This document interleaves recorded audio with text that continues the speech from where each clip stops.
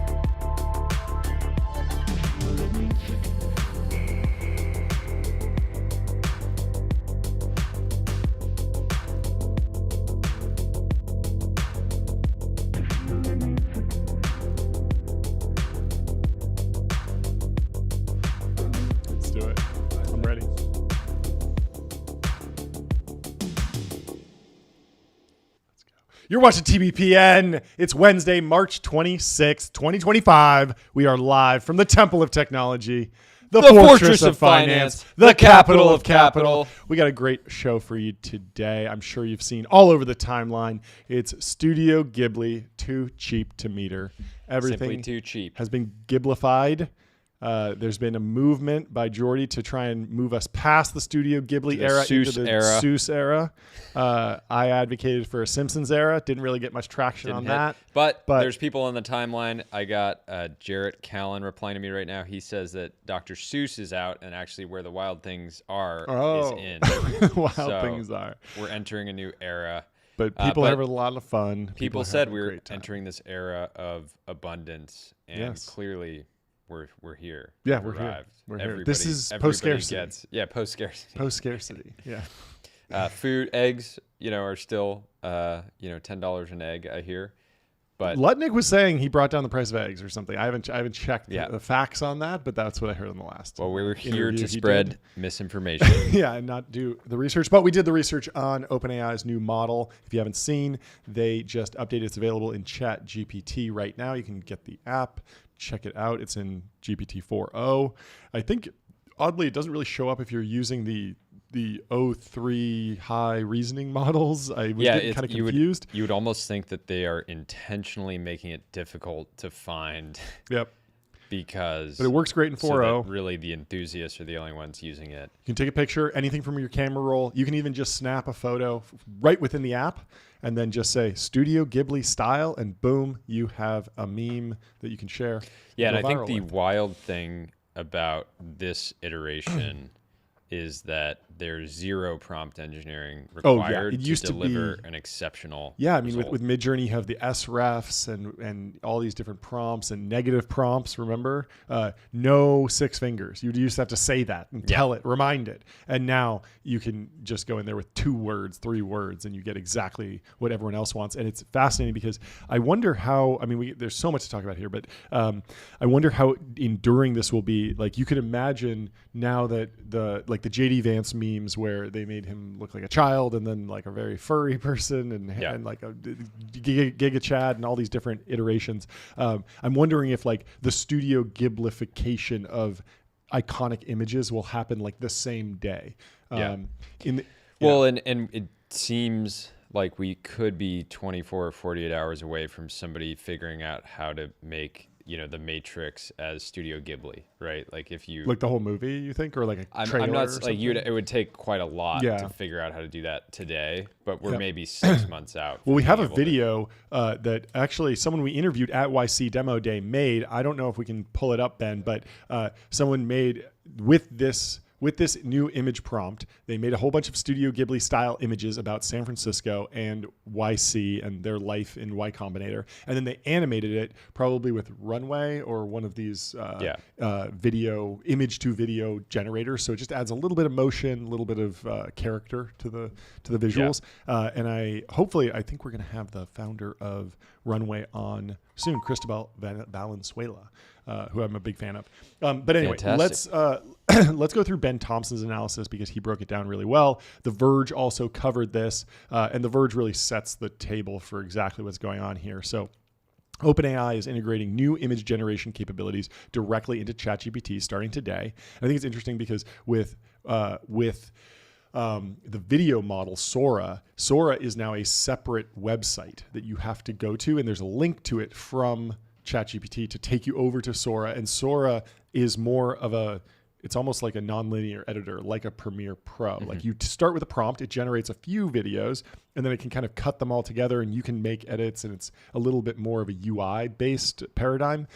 This is different because, and if you remember when DALL-E 2 launched, it was its own website, separate from ChatGPT, separate from GPT-3 Playground or any of those. You'd go over to DALL-E, and then it would have a whole bunch of UI functionality to do in-painting and touch-ups and expansion. You could do really cool things, but it was a separate thing. This is clearly, that Google mindset of like, there's the search bar. You go to chat.com, chatgpt.com, openai.com. You're just going to get, what do you want to do? Oh, you want to do an image? We'll do it right now. Ben, can you play that video? Okay. So I'll keep reading from The Verge. This feature is dubbed Images in ChatGPT. So they're not giving a crazy new name to this structure or product.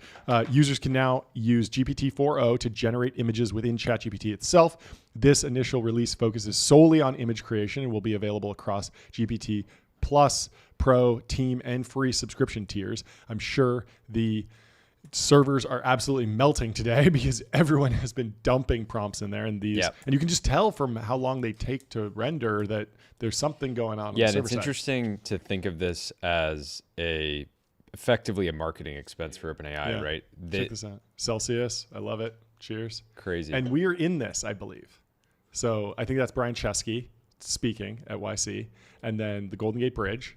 And then just a little bit of motion, nothing crazy. It's not a full movie. It's more like moving paintings, but it's very cool. And hey, that's us. There we are at YC Demo Day. I love it.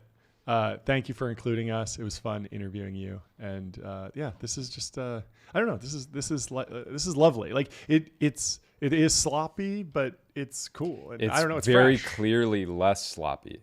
Yeah, like that. Like the sort of slop is flooding the timeline, but at the same time, it's better than ever. They're getting the text right. The fingers are right. Yeah. I'm one-shotting every single generation that I'm doing. After we had started the show, look at this. I'll post it in a second. That's great. Yeah, post that. That's great. But yeah, just one-shotting prompts left and right. Including text, which has been really hard for a long time. The text is phenomenal. Of course, if you're doing really detailed sub-layer text, like it's just a few pixels high, like font size 10, it's going to get a little bit confused. Some people took our banner and overlay and put that through the Studio Ghibli filter, and some of the smaller logos from brands that we know and love were kind of mutated a little bit, but it got pretty close, honestly. And it did really well with the ramp logo. It did really well with a lot of other icons. Oh, yeah. Oh, we have a soundboard now, by the way. We have a soundboard now. When certain things are mentioned on the show, I might hit the soundboard. We're upgrading the show every day, and we hope you enjoy it. The free tier's usage limit is the same as DALL-E. The spokesperson told The Verge, but added they don't have a specific number to share. These may change over time based on demand. Per the ChatGPT FAQ, free users were previously able to generate 3 images per day with DALL-E 3. That'd be terrible on a day like this. Yeah. You don't want to be on the free tier now.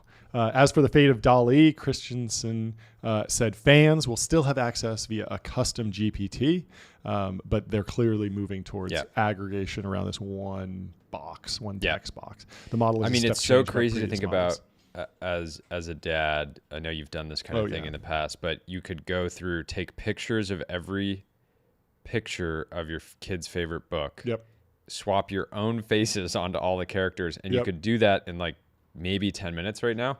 And somebody could build software that does it all automatically. And that's like probably the biggest opportunity today if you just wanted to figure out how to make 100K is like printing kids' books by just doing the sort of like face swapping thing. Yep. Remaking these things. I think it's probably a business that you don't raise a ton of money for. Yeah, but, don't raise. But you start Just today. make something that you makes start money. today. You figure out the exact cost of what it'll cost to generate all those images. What are your printing costs? And then you go on Facebook and you market to people over 65 years old that have grandkids. And you say it's $100, but this Christmas, you make your grandson elated with an amazing book. And I think you have a good business on your hands if you can figure out the acquisition funnel. So let's go to creativity is too cheap to meter. It really is so cool. I mean, we were debating about this earlier. Like, does this put Studio Ghibli out of business, or will Studio Ghibli just have tools to make more content faster? Yeah, we were debating whether or not OpenAI, it's possible, we have no insight into this, but it's possible that they actually did a deal and said, hey, we're launching this new image generation tool we already know. Yep. Let us basically actually do this. Because I was messing around with it last night and I was running into a bunch of copywriting issues that then seemingly went away. Yeah. It wouldn't let me make a Studio Ghibli image of Winnie the Pooh, but it would let me make a Studio Ghibli image of Donald Trump or anyone or us, because I guess like the likeness of public figures is a little bit looser and the style is hard to copyright, but you can copyright specific. The idea of Mickey right now Mouse. It's inconsistent. I'll upload a picture on my phone and do a prompt and it'll say can't do that, and then I'll go on my computer and do the same thing and it'll work. Yeah. It's definitely, people are dancing around it trying to figure out what it can do, but it's fun, and clearly the technology is advancing very, very quickly, and this functionality will probably be all over the place, and Grok is going to be getting wild with it and letting you do way more stuff. The meme of the soldier sort of like tossing a grenade over, couldn't do that. Frustrating. Oh, interesting. So no violence and stuff. Yeah. I mean, I'm sure there's a bunch of filters around adult material. I am very interested to hear, is this a change in scale or is this a change in algorithm? And that will probably be open sourced at some point or discussed on Dorkesh's podcast, probably. Someone will explain what's going on here. I don't understand it at this point. But it's really cool. Let's go to Ben Thompson. He says, the big change here is that DALL-E and most other image generators use diffusion. The model would start with an image of nothing but noise and iteratively denoise it to create an image. The unit being operated on was in fact the image itself. Changes in ChatGPT, on the other hand, is images in ChatGPT, the new product, on the other hand, is auto-regressive, which is to say it works the same way ChatGPT works. First, one token is predicted, then that token is fed back into the context, and then the next token is predicted, etc. In this case, however, the next token isn't text, but rather pixels. This pixel-by-pixel generation makes images in ChatGPT particularly good at iterating on images or stylizing them, for example. Here's a picture of his cat next to a picture of his new water fountain. I love that he's sharing pictures of his cat. And then, boom, Studio Ghibli style. The Studio Ghibli stylizing was inspired by this viral tweet, which almost certainly horrifies Hayao Miyazaki, the creator of Spirited Away. And this one went super viral, 29,000 likes when Ben Thompson screenshotted it. I'm sure it has more now. Grant Slatton said, tremendous alpha right now in sending your wife photos of y'all converted to Studio Ghibli anime. I did that last night before I went to bed with my kids. I took my son out to ice cream and I Studio Ghibli. The kid thing is an issue. I tried to make I didn't have a problem with it. Kid, and they said we can't generate images of kids. Just stick to the boys. Stick to Jeremy Gaffon. Stick to Will Menitis and David Senra. Yeah, your Jeremy generations were fantastic. Yeah, this is a cute one. I'll show you this. I think that's good. Wow. Yeah, it's funny. Anyway, so it is particularly good at handling text now. You can also iterate on an image with high fidelity, and he gives some examples of editing a minimalist sticker of a raccoon.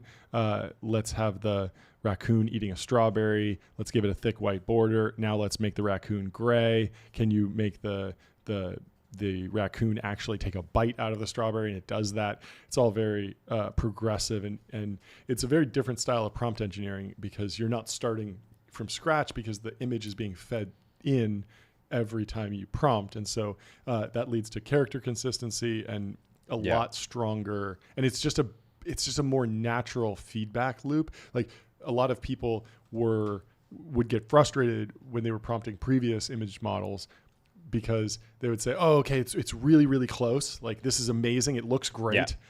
But I just need that small tree. iterations. The tree on the left mountain needs to be on the right mountain. Yeah. And it'd be like, well, here's a whole new image. And you're like, no, you really were close. We just wanted to move this over here. No, and it I didn't wanna feels go to more, it Photoshop. feels like working with an human. actual creative partner Totally. where you can say, okay, this is great, but you need to change this small part or change the color of this. Yeah. And so much more natural. he gives another example here. You can, as noted above, use an existing image as inspiration or draw on the model's world knowledge. And so draw a design for a vehicle with triangular wheels, use these images as reference, and then now make this a photo that's taken in New York City, and it just makes it photo real, which is very cool. So anything that you have, and I saw a bunch of, I think the underrated discussion right now, obviously the Ghibli memes are really fun, but a lot of people were showing how they could use this for e-commerce advertising. Take a picture of your product. Okay, put it in a hand, put it on a table, put it in an everyday carry. Get my Ridge wallet. Take a photo of that. I actually saw some people generate Ridge wallet ads that looked extremely convincing, and we're well past the uncanny valley at this point. Yeah. What is so striking about these this is the examples- kind of thing I imagine this massively improves Icon's product. Totally. Right. Totally. Yeah. What is so striking about these examples is the clear day-to-day utility. Diffusion is probably still better for original image generation given its global nature. Autoregression can get stuck in local maximas. The clear barrier to actually using diffusion for day-to-day image workflows, however, was the relative lack of control that images in ChatGPT excels at. And he goes on to talk about graphic design and Google. I wrote earlier this year, Ben Thompson says in the introduction to Deep Research and Knowledge Value, when did you feel the AGI? This was a question that's been floating around AI circles for a while, and it's a hard one to answer for two reasons. First, what is AGI? And second, feel is a bit like obscenity. As Supreme Court Justice Potter Stewart famously said, I'll know it when I see it. And Ben Thompson has given his definition of AGI. What O3 and inference time scaling point to is something different. AIs that can actually be given tasks and trusted to complete them. I'm certainly feeling this when I use deep research or fire off some huge query. It feels like it's going to take a while, but it's going to get it right. And I don't do nearly as much fact checking after as I did with the original ChatGPT product, which was built on 3.5, which had a fair amount of hallucinations. And so he goes on to write, this by extension looks a lot more like an independent worker than an assistant, ammunition rather than a rifle sight. That may seem like an odd analogy, but it comes from a Keith Rabois talk that he gave at Stanford. My definition of AGI is that it can be ammunition. It can be given a task and trusted to complete it at a good enough rate. My definition of artificial superintelligence is the ability to come up with tasks in the first place. The feel part of that question is a more recent discovery. Deep research from OpenAI feels like AGI. I just got a new employee for the shockingly low price of $200 a month. Pretty soon, we're going to get ASI and ramp it up to artificial giga intelligence. Yep. And that will just be the new sort of what we're all sort of racing towards, right? Yes. Talking about definitions of giga intelligence. Yeah, we're going to need a new term pretty soon, for sure. Well, good news for me. I just got another new employee. I already gave it a job for the section below. This employee was, like deep research, one that I wouldn't have hired otherwise. Making a cartoon helped make my point, but it was hardly necessary. At the same time, however, you can certainly see the level of control afforded by images in ChatGPT, making real a lot of the fears that accompanied the first wave of image generators. What's also notable about images in ChatGPT is that it wasn't the first autoregressive image model. Google released Gemini 2.0 Flash native image generation 2 weeks ago, and I remember seeing a lot of screenshots on X about this Gemini 2.0 Flash native image generation. Another great name in AI, of course. And people were talking about how good this product from Google was for specifically editing images and saying, okay, I have a Celsius here. Let's remove that from the image. It was really, really good at that. But Ben Thompson's pointing to two limitations compared to what OpenAI just launched. So Gemini 2.0 Flash Image Generation Experimental, that's the model name, is only available in the Gemini API and Google AI Studio.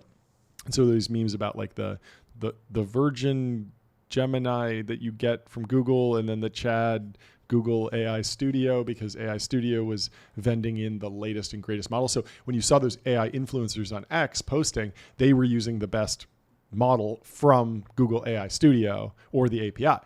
But Gemini 2.0 Flash image generation experimental doesn't support converting images to new styles. It's designed to start with images it generates from scratch, which then you can iterate on. And so so when he went to Google's product, Gemini 2.0 Flash image generation experimental, what a mouthful, G2FIGE.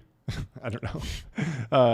It says, make an exact version of this with Studio Ghibli style. It creates an entirely new image from scratch. It's not doing the proper style transfer. And style transfer has existed for a long time, even before DALL-E, and has been really cool, but it's always been just not quite right. There were all these examples of like, make this like a Van Gogh painting. I don't know if you've ever seen those, but they were always like close, but not super reliable. So, but now you can literally go and just, take your kid to the park, document it with a couple photos, and then say, make this a comic book. And boom, it will look exactly like you expected it to. All the framing will be the same. All the characters will be the same. It'll capture the essence. It really captures the soul of the person that you're taking a picture of. It's kind of crazy. Yeah, and you were saying every time somebody makes a Ghibli version of you, they take a piece of your soul. I think the Native American they were onto something. I don't know if it's even a true story, but we've certainly been taught that in grade school. That idea of the image of the camera capturing a part of your soul, it feels more real than ever today. In short, Google released some very cool technology, but they didn't release a very cool product, something we've talked about before. OpenAI did, and that's why everyone's talking about it. And oh, by the way, Google also just released Gemini 2.5. Ben has this uncanny ability to say something very plainly that just is devastating. Devastating. Yeah. Cool tech. Now build a product. Ouch. Well, yeah. I mean, it's a good point. More on security. One day I will learn not to wade in with orthogonal takes on current political topics, but apparently not this week. This was OpenAI's depiction of me reading all of your mostly thoughtful emails to yesterday's update. What about? And Ben's sitting there thinking, I've already written about all of that. Specifically, I received a lot of emails noting that secure communications, and he goes on to talk about Signal. I don't know if we want to get into this. I think we should stay on Ghibli. Very fun. But you can go read the full update. And of course, go subscribe to Sir Techery, one of the greatest writers to ever do it.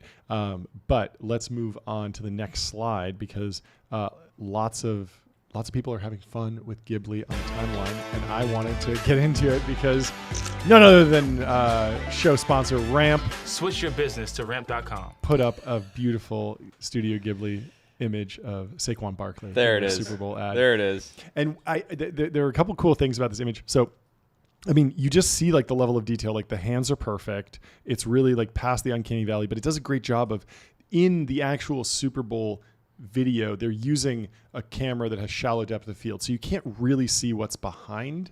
And you could imagine it just maintains that depth of field. And it's just like, oh, blurry stuff in the background. Let's just make blurry comic book in the background. But that's not how the Studio Ghibli style is.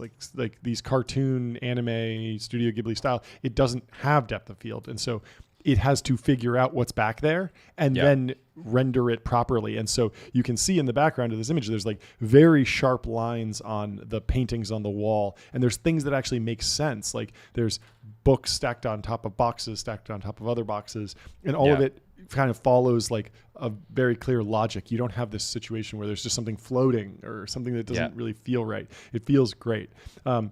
The other thing that's interesting is that in the Super Bowl ad, I didn't realize that the snow globe that's sitting on the table says world's best boss. But in the Studio Ghibli version, it read that, understood that, clarified that, and created it even clearer to read text. Did you notice the world's best boss thing? I never saw it. I never saw it, but it was actually there because I saw this and I was like, did it just think to put that in there? And I looked back at the original image and it did say world's best boss. It was just very subtle in the actual Super Bowl ad. So I thought this was very cool. The logo is not 100% right, but it's pretty close. They certainly got the font right on the Ramp It's logo. just wild. This kind of image was possible to generate Yep. through extremely intentional prompt iteration and massive iteration. Totally. But we were going back and forth with the ramp team this morning about a bunch of stuff, and I know that they generated this like basically in a one shot. Yeah. And that's just what's so powerful about this, most recent iteration. Yeah. And it's interesting because it clearly cuts corners and takes like creative liberties, but it doesn't take creative liberties that bring it to a negative place or a place that degrades the image. And so like even the expression on Saquon's face, it's not exactly what was happening in the Super Bowl ad, but it tells this like emotional story that makes it just feel like, oh, okay, this is actually thought out. It's not just a screen cap that's been colored over like line for line, which I thought was really cool. And so Ramp on X says, we're assembling a team, and they put both of their star athletes up in Studio Ghibli form. And this is a great time to tell you. We are talking about using Ramp. The Ramp song. Ramp.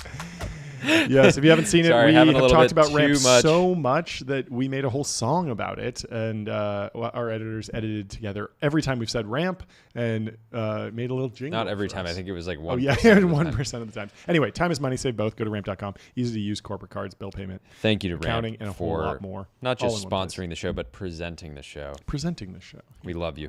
Presenting sponsor. Anthropic. Should we go to Anthropic? This was kind of Mogging interesting the because it labels. relates.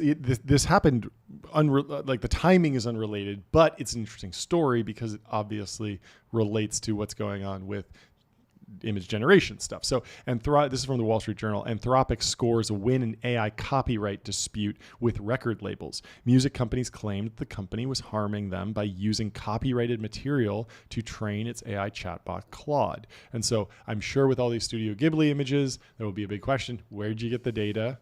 And did you have the right to train on that data? Where'd you get the data, buddy?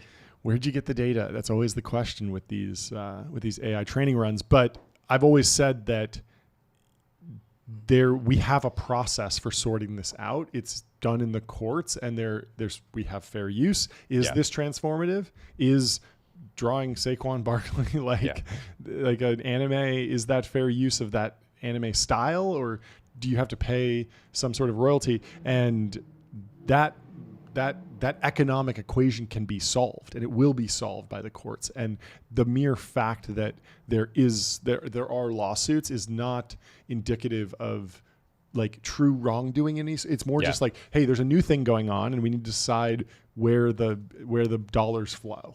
And this was true when music streaming started and whatnot, and eventually got to a place where I think everyone feels like they're getting their fair share.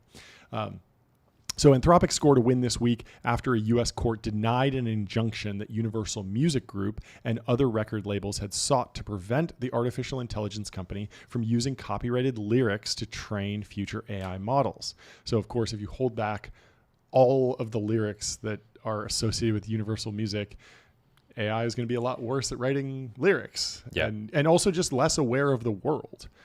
You ask it, a question about Taylor Swift, and it just is blind to everything that Taylor Swift has ever sung about. Like that could be a pretty big hole in world knowledge, right? Even if you're just asking for, hey, write me a biography of her, or just answer a question about what she's up to today. Like it's important to have that extra context, but at the same time, music is copyrighted. So how does this sort out? So Concord, ABKCO Music and Records, Universal Music, and several subsidiaries sued Anthropic in October of 2023. This has been going on for a year and a half, saying the company was harming them by using copyrighted material to train its AI chatbot Claude. The record labels alleged that Claude's responses to user queries contained verbatim or near verbatim copies of the work, saying their reproduction violated copyright. The music companies, which represent a large cohort of artists ranging from Taylor Swift to an Ariana Grande to the Rolling Stones, said Anthropic infringed copyright in lyrics from at least 500 songs and sought a preliminary injunction that would prohibit the company from using the works to train future models. However, a judge in California on Tuesday denied a motion for that injunction, saying the record labels hadn't demonstrated how using the works to train Claude caused reputational or market-related harm. So I always go back to just like the most normie analysis of fair use is just like, could you imagine a Taylor Swift fan saying, nah, I'm not going to listen to her new album. I'm just going to go to Claude and ask Claude to reproduce the lyrics, and then I'll read the lyrics, and that will be satisfactory, right? No one's doing that. It just doesn't make sense.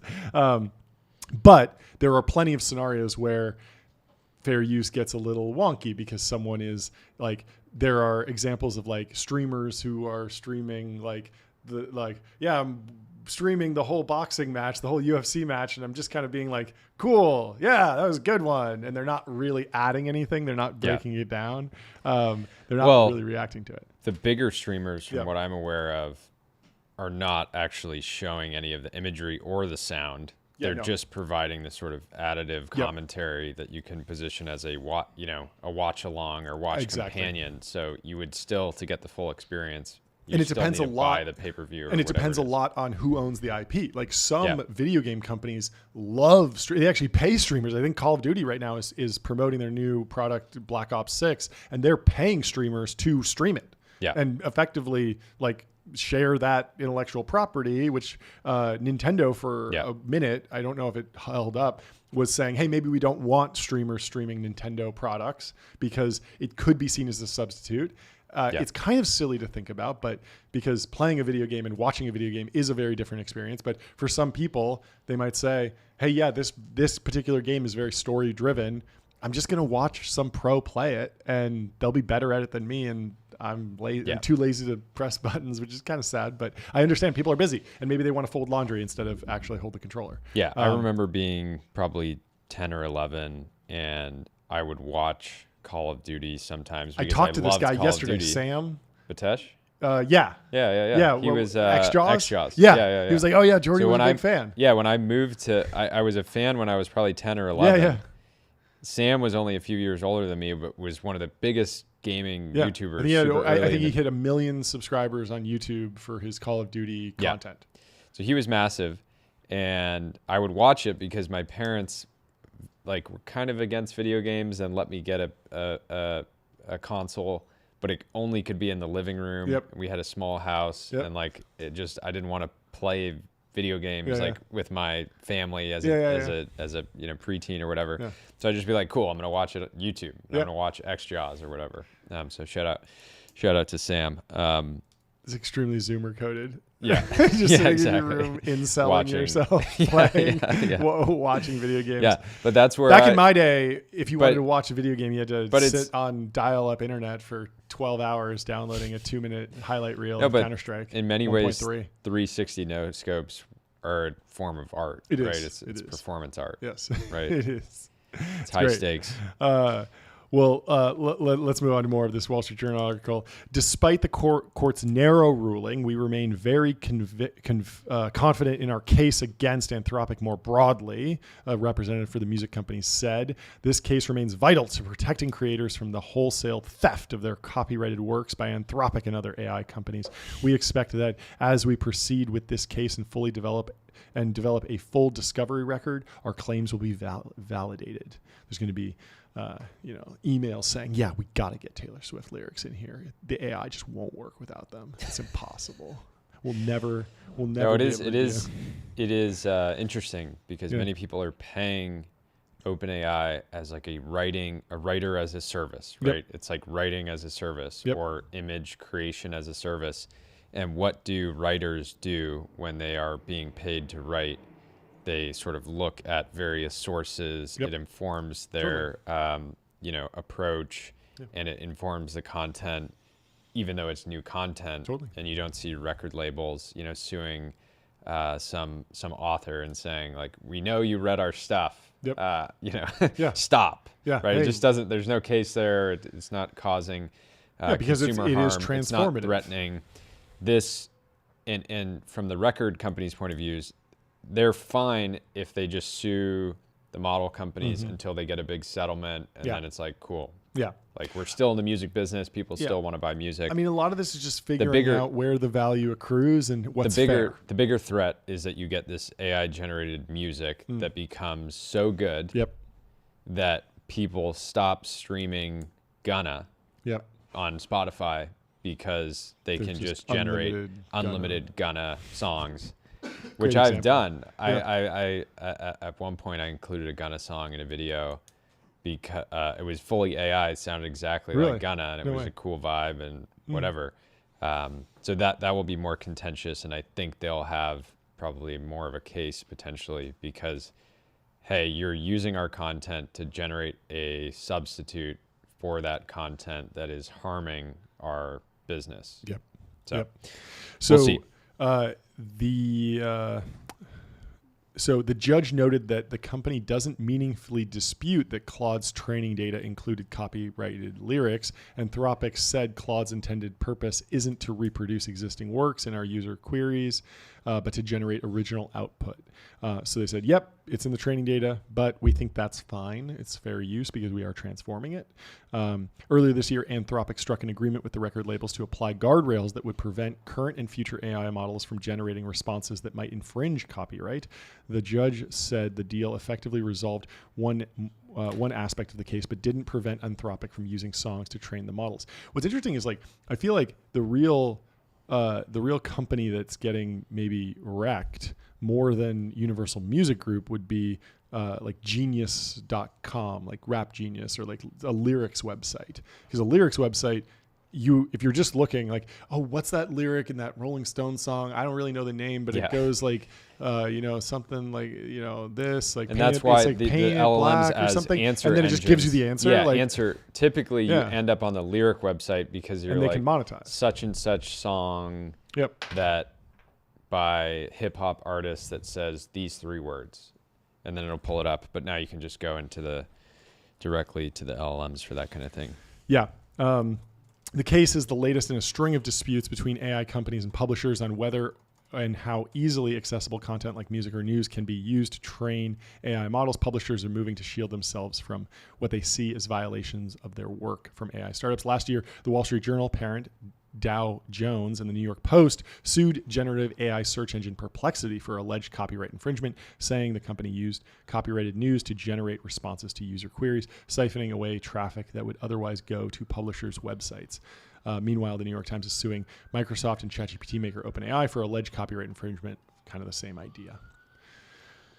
Very rough. Well, I mean, it's good that this is working its way through the courts, because I think it is. I mean, we have a lot of free speech and fair use doctrines to build off of, but there clearly needs to be foundational settlements and like new case law created, essentially. Anyway, should we go to some? We're always talking about supporting private equity, making sure private equity sponsors, fund managers are thriving and doing well. Lawyers got to get paid too, right? These guys are levered up on fantastic real estate all over the country, and they got to keep driving fees. And one way to do that is suing big companies and getting big settlements. Yeah. And so, they got to get in on the AI boom somehow. Right? Yeah, I mean, there's another lawsuit going on between one of the legal AI companies and one of the legal data providers, saying that there's like these case notes that kind of define the case law and summarize it, and they say, hey, you scraped all those and you're reproducing those. And so this is going to keep happening in every single industry until there's a lot of like a very clear path to how AI companies can partner with different troves of data and different intellectual property. But I certainly hope that in the long term, these products are monetized in a way that there's enough money to go around to kind of keep everyone happy. Like, one of the cool things about TikTok was that they started by bootstrapping the lyrics and the music off of the iTunes preview API. Have you heard about this? We talked about this, I think, during TikTok. Right.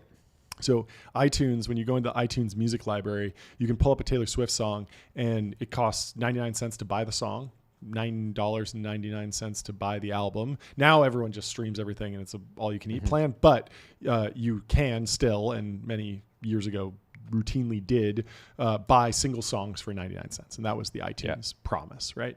But you could play a preview of that song, and they would give you 15 seconds of the song for free.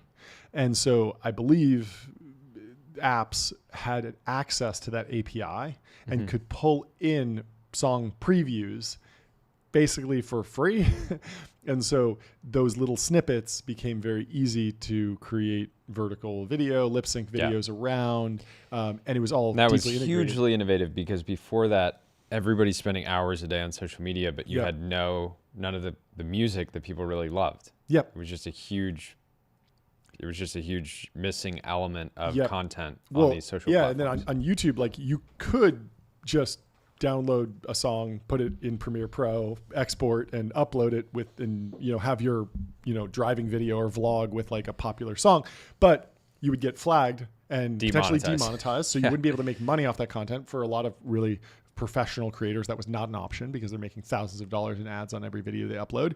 And for other folks, you could get content strike or content warning. You could actually get your channel deleted if you did it enough. It was a risk. And so now there's services like Licked that allow you to pay for rights to licenses to really popular songs. But also there's a lot of libraries out there that are licensed by the social media platforms. So when you go and you use a popular song on TikTok, that artist is actually getting a cut of that ad revenue, and it's all happening seamlessly on the back end. Your creator payout might be a little bit lower, but you don't even notice. And so the real like good ending here would be a situation where, hey, ChatGPT is making $200 a month from people generating Studio Ghibli photos, and Studio Ghibli's making a couple bucks from every person that's doing that, and there's enough to go around, and everyone's getting paid. But we'll see where the real company happens. And this was going around, I think Justin texted us something about it, is Fiverr being just absolutely like I'm interested to go in public and see what this was something that you would normally go to Fiverr for, find an illustrator to do a little one-off thing for you, design a logo. Is it down? I mean, they're down 2.7% today. Hard to say if that's today, but I want to know more about like over the last 2 years. No, but this historically the best way, if you wanted to get a nicely photoshopped image, swap this person's face onto this person's face, and you couldn't do it yourself. Really good at and you Photoshop. needed somebody to do it for $5. That was the best way to do it. Yep. And so they're just going to have to go more upmarket. Anyways. Well, should we go through some of these? Let's go through some of these Studio Ghibli reactions, because they're all golden. The timeline's been on fire this morning. We had a lot of fun. We tried to add to it in creative ways. Some hit, some flopped, but that's the name of the game.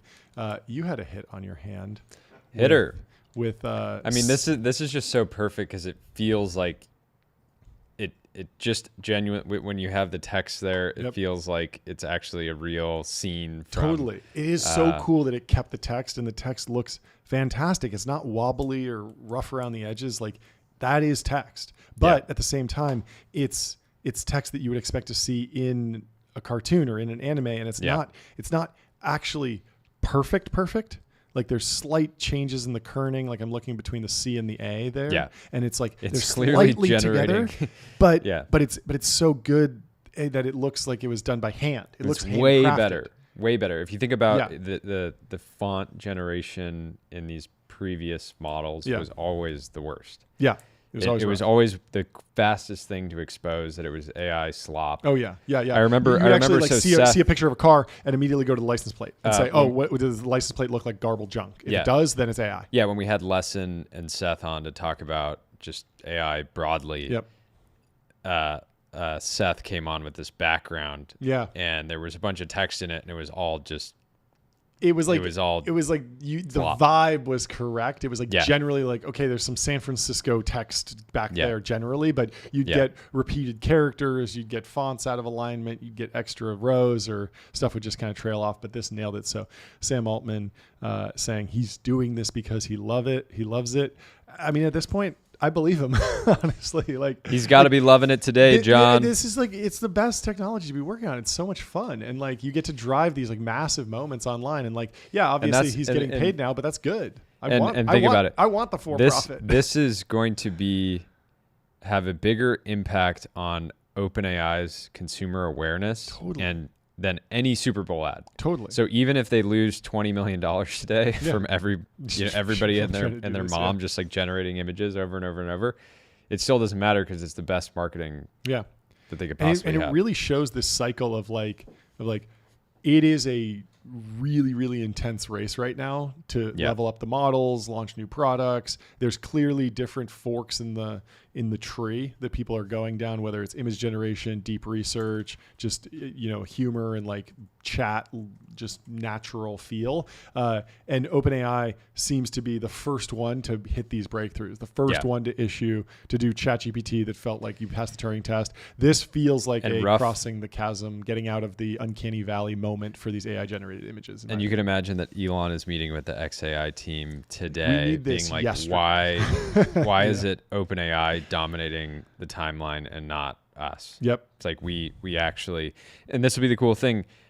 You can imagine a very close future in which you see an iconic image on X. Yep. You can immediately generate like some variation of it and repost it the immediately. Grok button right there should just take you and be like, hey, what style do you want to restyle this image? Like, get a prompt or use one of our pre-populated templates. You should just be able to click a button and say, I want this to be cartoon, I want this to be CGI or 3D render or something or whatever else.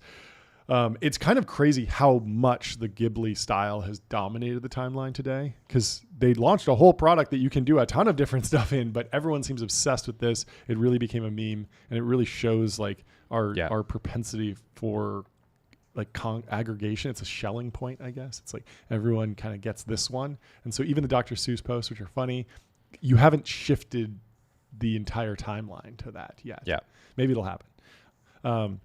So we got some more iconic tech pictures, Studio Ghibli edition. We got Jensen Huang signing a female's body. Very iconic picture. And it Wild. looks, I mean, it's funny, likes. this treatment just... It's so funny in this style, funny. yeah. But Arun absolutely went off. I think he had one of the better... Oh, yeah? Show me. This was last night. Oh, yeah. And he also posted one of us. Oh, really? In that same thread. That's so nice of him. That was sweet. But yeah. Oh, my God. Yeah, he has Trump in front of the McDonald's. He's got 1,000 likes on that. Yeah, it was this one. You remember? We were in the same thread. Oh, he posted that. That's great. Yeah, I love that one. Yeah.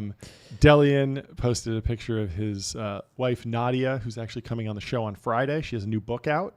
You should go pre-order it. It's called Anti-Memetics, Why Ideas Don't Travel, which is very interesting. Delian always snapping into the Borat. Yeah, he loves the Borat voice. You can tell he's genuinely like thrilled. Oh, yeah. Because he's like, my rockets. Yeah, it's so funny. He says, goddamn, my wife. And yeah, I mean, it's a fantastic photo. And again, just like even the painting in the background is like just super high fidelity, but also fits in the world and the vibe of the Studio Ghibli stuff. Sam Altman has been enjoying the moment. He says, be me.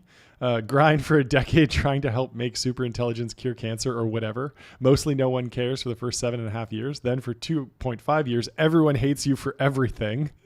And then finally, wake up one day to hundreds of messages. Look, I made you into a twink Ghibli style. Ha ha. Wild. I love it. Banger. When you're having a good day on the timeline, when you got the hot hand, you got to just keep posting, have fun. Yep. I like this image of Alec Baldwin in Glengarry Glen Ross. He's wearing a gold Rolex Presidential. He says, look at this watch. This watch costs more than your car. He's giving a motivational speech to the car salesman at this dealership. And it reminded me of Bezel, where you can shop over 23,500 luxury watches, fully authenticated in-house by Bezel's team of experts. Go to getbezel.com. And every brand, I mean, this is like just like a freebie today. Just take your brand images, throw them through the Studio Ghibli filter, put them up on the timeline. You know, your job, you can go home early as a social media manager today. You can have some fun. Yeah, and I saw on X, Jeremiah Lancaster was working on taking my Dr. Seuss image of Mark Andreessen and swapping a Patek minute repeater onto his hand. There we go. So it's still in the works, but excited to check this out. You had another post, the Good Morning with the Saratoga sparkling water, the ice bowl. The bowl of ice water and the bananas. Feels very calming. And there was something else going on here. You said that, not to go back to the Ashton Hall viral morning routine that broke Monday, but you said that there were some brands that were partnered that did not go viral, and there were some brands that were not partnered with him Yeah. that did go viral. Yeah. And so painful break down moment. So what's painful happening. moment. So I posted this, and Yep. a company called Hostage Tape responded and said, "I think you forgot something." And if you actually think about the video, at the very beginning of the video, he's taking off his mouth tape. I don't know if you've ever tried sleeping with mouth tape. I haven't. Patrick O'Shaughnessy recommended it to me. Yeah. Didn't take his advice, but I've gone back and Looking I've into gone it. back and forth on it. I think it's worth doing. It's certainly worth trying. It's kind of annoying to tape up your mouth, but it just helps you breathe through your nose, basically, so that you're stops not mouth breathing. And does that mean so, you hey, snore less? if you're a mouth breather, try some mouth tape. But super painful for Hostage Tape to be in that video, be so front and center. and it seems like they're and sponsoring nobody's him, right? maybe, Okay. but nobody is. It's unclear because I would nobody's imagine memeing them, like, basically. I know that you can just use athletic tape. You can just go buy cheap athletic tape. Hostage tape is like a premium version of that. Yeah. And I think hostage tape might even have some branding on the tape. But when I saw it in the video, I didn't notice Hostage's brand on the tape, which is kind of a weird problem. Yeah. Saratoga Water, of course, has their logo front and center the entire time because the blue bottle, not only is the blue bottle iconic, and it doesn't just look like any bottle of water, it looks like a blue bottle, and so you're wondering what that is. But the Saratoga logo is very clear throughout that entire video. You see it constantly, and I didn't see the Hostage Tape logo. And so a little bit of a miss if they are partnered with him. But his videos seem to continually go viral, so He'll be I would back. imagine he will drive a lot of sales there. The next routine video, he's got to go and say, "Hey, I average 1 billion views per video." Yep. Yeah. And I imagine that he that if you Google mouth tape right now, you will get an ad on Google for Hostage Tape and maybe wind up in that funnel. And so Hostage Tape is probably going to have a good month just because the overall awareness of mouth taping went up this month, and so they should be doing well. And already, I think it's a fantastic business. I think they're doing like over $100 million. Yeah, selling tape. It's pretty good. 95% gross margins. Pretty good. Good business. Anyway, zero interest rates. Rahul Sunwalkar, the founder of Julius AI, was spotted on the timeline Studio Ghiblified with his buddy Growing Daniel and their boxes outside of X headquarters after Elon Musk took hold. Dwarkesh Patel and Leopold Aschenbrenner It's still as well. under discuss that he's holding up, I think, Michelle Obama's book. He really leaned into the bit. It's great. Leaned into the bit. I love it.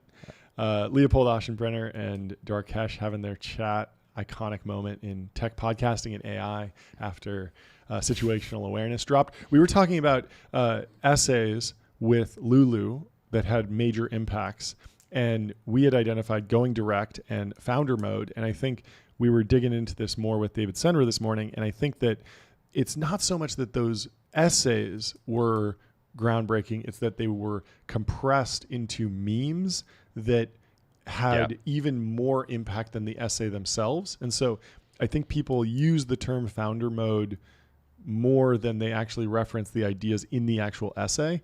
Yeah. And Leopold's essay, Situational Awareness, is kind of the opposite. That essay was really, really widely read in AI circles, but people don't use the term situational awareness as a meme in the same way that they use founder mode.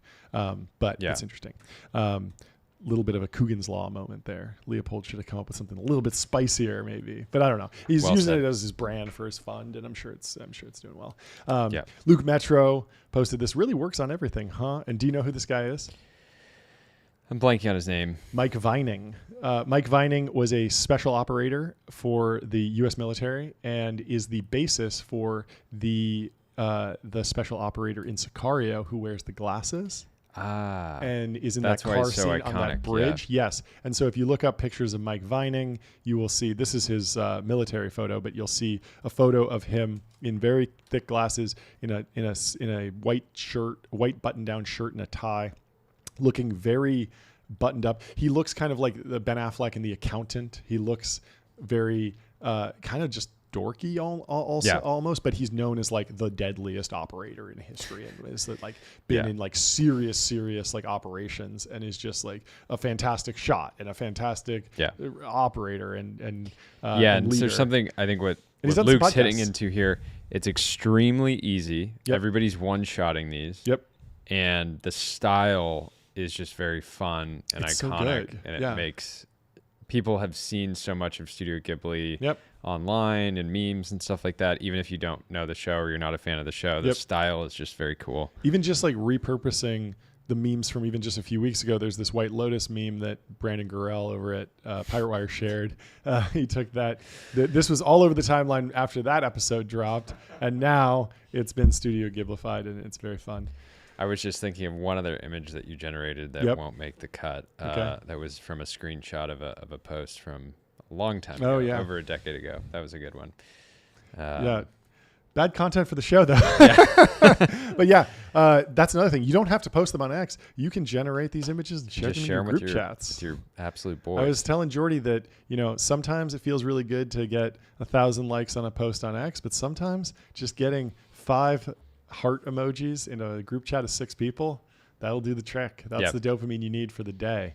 Did you see this Studio Ghibli image of a billboard on the 101 in San Francisco? I did. A lot of people have been talking about this, This was a really cool one, and it reminded me of AdQuick, because if you wanted to do a real-life billboard like this one pictured in the Studio Ghibli image, only place to go AdQuick.com. is Out-of-home advertising made easy and measurable. Say goodbye to the headaches of out-of-home advertising. Only AdQuick combines technology, out-of-home expertise, and data to enable efficient, seamless ad buying across the globe.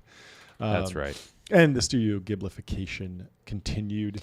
Stage 4, the sign Gib bears mode. no reality, no relation to any reality whatsoever. It is its own pure simulacrum. And of course, those bizarre J.D. Vance as a child memes have now been Ghiblified. And so it's just a snake eating its tail, an Ouroboros of slop at this point. But there's still a little bit of JD in there, and I'm sure he's having a laugh looking at those. The one on the left is too good. It's really fun. I want versions of us with those. We'll go to the next slide. We're getting there. No one has made us into children and then Studio Ghiblified us, but Arun. I mean, we kind of look like children in some of these. It does look, we do look very childish here. So it's us at the desk with the Polycom. They nailed it. And a TV in the background that doesn't quite exist. It got some of the background objects correct, but it nailed some of the podcast mics. It definitely got the idea of like what the show looks like. Us at a table in these chairs, wooden desk, Polycom, suits, white suits. Of course, we're not wearing the white suits today, but it looks pretty accurate. Oh yeah, Ben's showing you what we look like and then what they look like. And this is one of those iconic tech images. So we were very appreciative to be included in this in this chain, this thread, right above Zuckerberg with the chain, looking good. We already watched the Sebastian Vocal thing. Dwarkesh enjoyed his Studio Ghiblification. Dan Romero shared the PayPal Mafia in Studio Ghibli form. You got Peter Thiel, Keith Raboy in there. Lots of such a others. cool image. It's a great image, iconic. And did you see this image of this beautiful house? I mean, this in Studio Ghibli form just looks fantastic. Looks very warm inside, very welcoming. I wish I could stay there. And guess what? You can on wander.com. Find your happy place. Find your happy place. Book a wander with inspiring views, hotel-grade amenities, and dreamy beds, top-tier cleaning, and 24/7 concierge service. It's like a vacation home, but better. I like that Augustus Ghiblified himself for his Florida Senate Rules Committee hearing. He testified. He looks great there. Looking a little surprised, and I'm sure he was surprised because by some of the comments by that the someone audience were who giving. shared the video with a little takedown of Augustus. What a username! We're not going to say this. BITCH says, "Ever wonder who's really behind weather modification? This guy is the CEO of one of the most powerful geoengineering companies in the world. That's right, a rainmaker from El Segundo. He showed up to Augustus Dorico, folks. Augustus Dorico. Coming on down into the Temple of Technology. We'll have to have him back on the show to discuss this and put this guy in the truth zone. I mean, perfect marketing for really, Augustus. Really, it's great. I mean, you can't pay for this. For every 10 haters, you get one diehard new fan. So I wouldn't worry about it, Augustus, but maybe put on a bulletproof vest because they're coming for you, boy.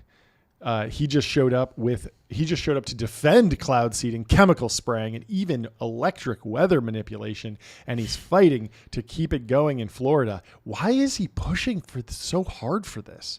What are his motivations? Why would he want to do this? We all want to know.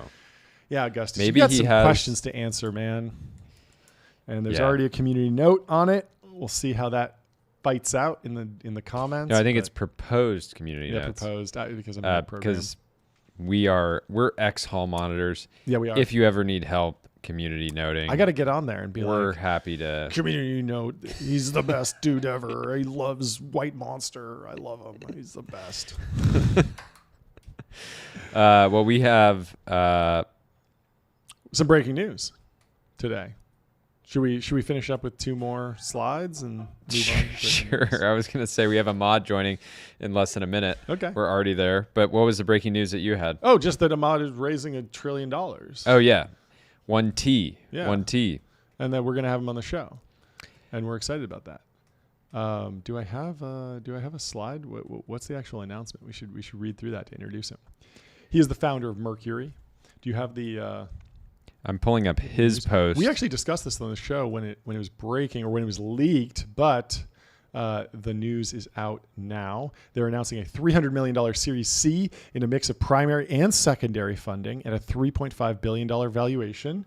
Congrats to the whole team over there. They're excited to bring on Sequoia as the lead investor. I like the soundboard's better than the physical thing. Here comes the boom, ready or not. They got Spark Capital, Marathon MP, Co2, CRV, and Andreessen coming in and participating in this round. They say since our founding in 2017, we've been on a remarkable road to reimagine banking to truly serve the We got him in the waiting room of ambitious founders. Welcome to the show, Immad. Thanks for joining. Yeah, thanks for having me. It's always cool when you listen to a podcast and now you're on the other side and you get. I love it. You're live. I'm so glad you've been listening. I hope you've enjoyed the content. Great to have you here. Can you give us a breakdown of introduce yourself, introduce Mercury, introduce what's going on today with the round? Yeah, I'm the co-founder and CEO of Mercury. Mercury provides banking to startups, e-commerce, and professional services. We started we launched in April 2019, so relatively young company, but a ton of startups use us, especially after SVB and that kind of failure. And then, we just announcing our Series C. Sequoia is leading the round with Spark and Marathon coming in as new investors, and all of our previous kind of VCs are participating. So it's a $300 million round with a combination of primary and secondary. Very cool. We're having Andrew Reed on the show later. Who at Sequoia did the deal? Who's the rainmaker? Yeah, Sonia Huang.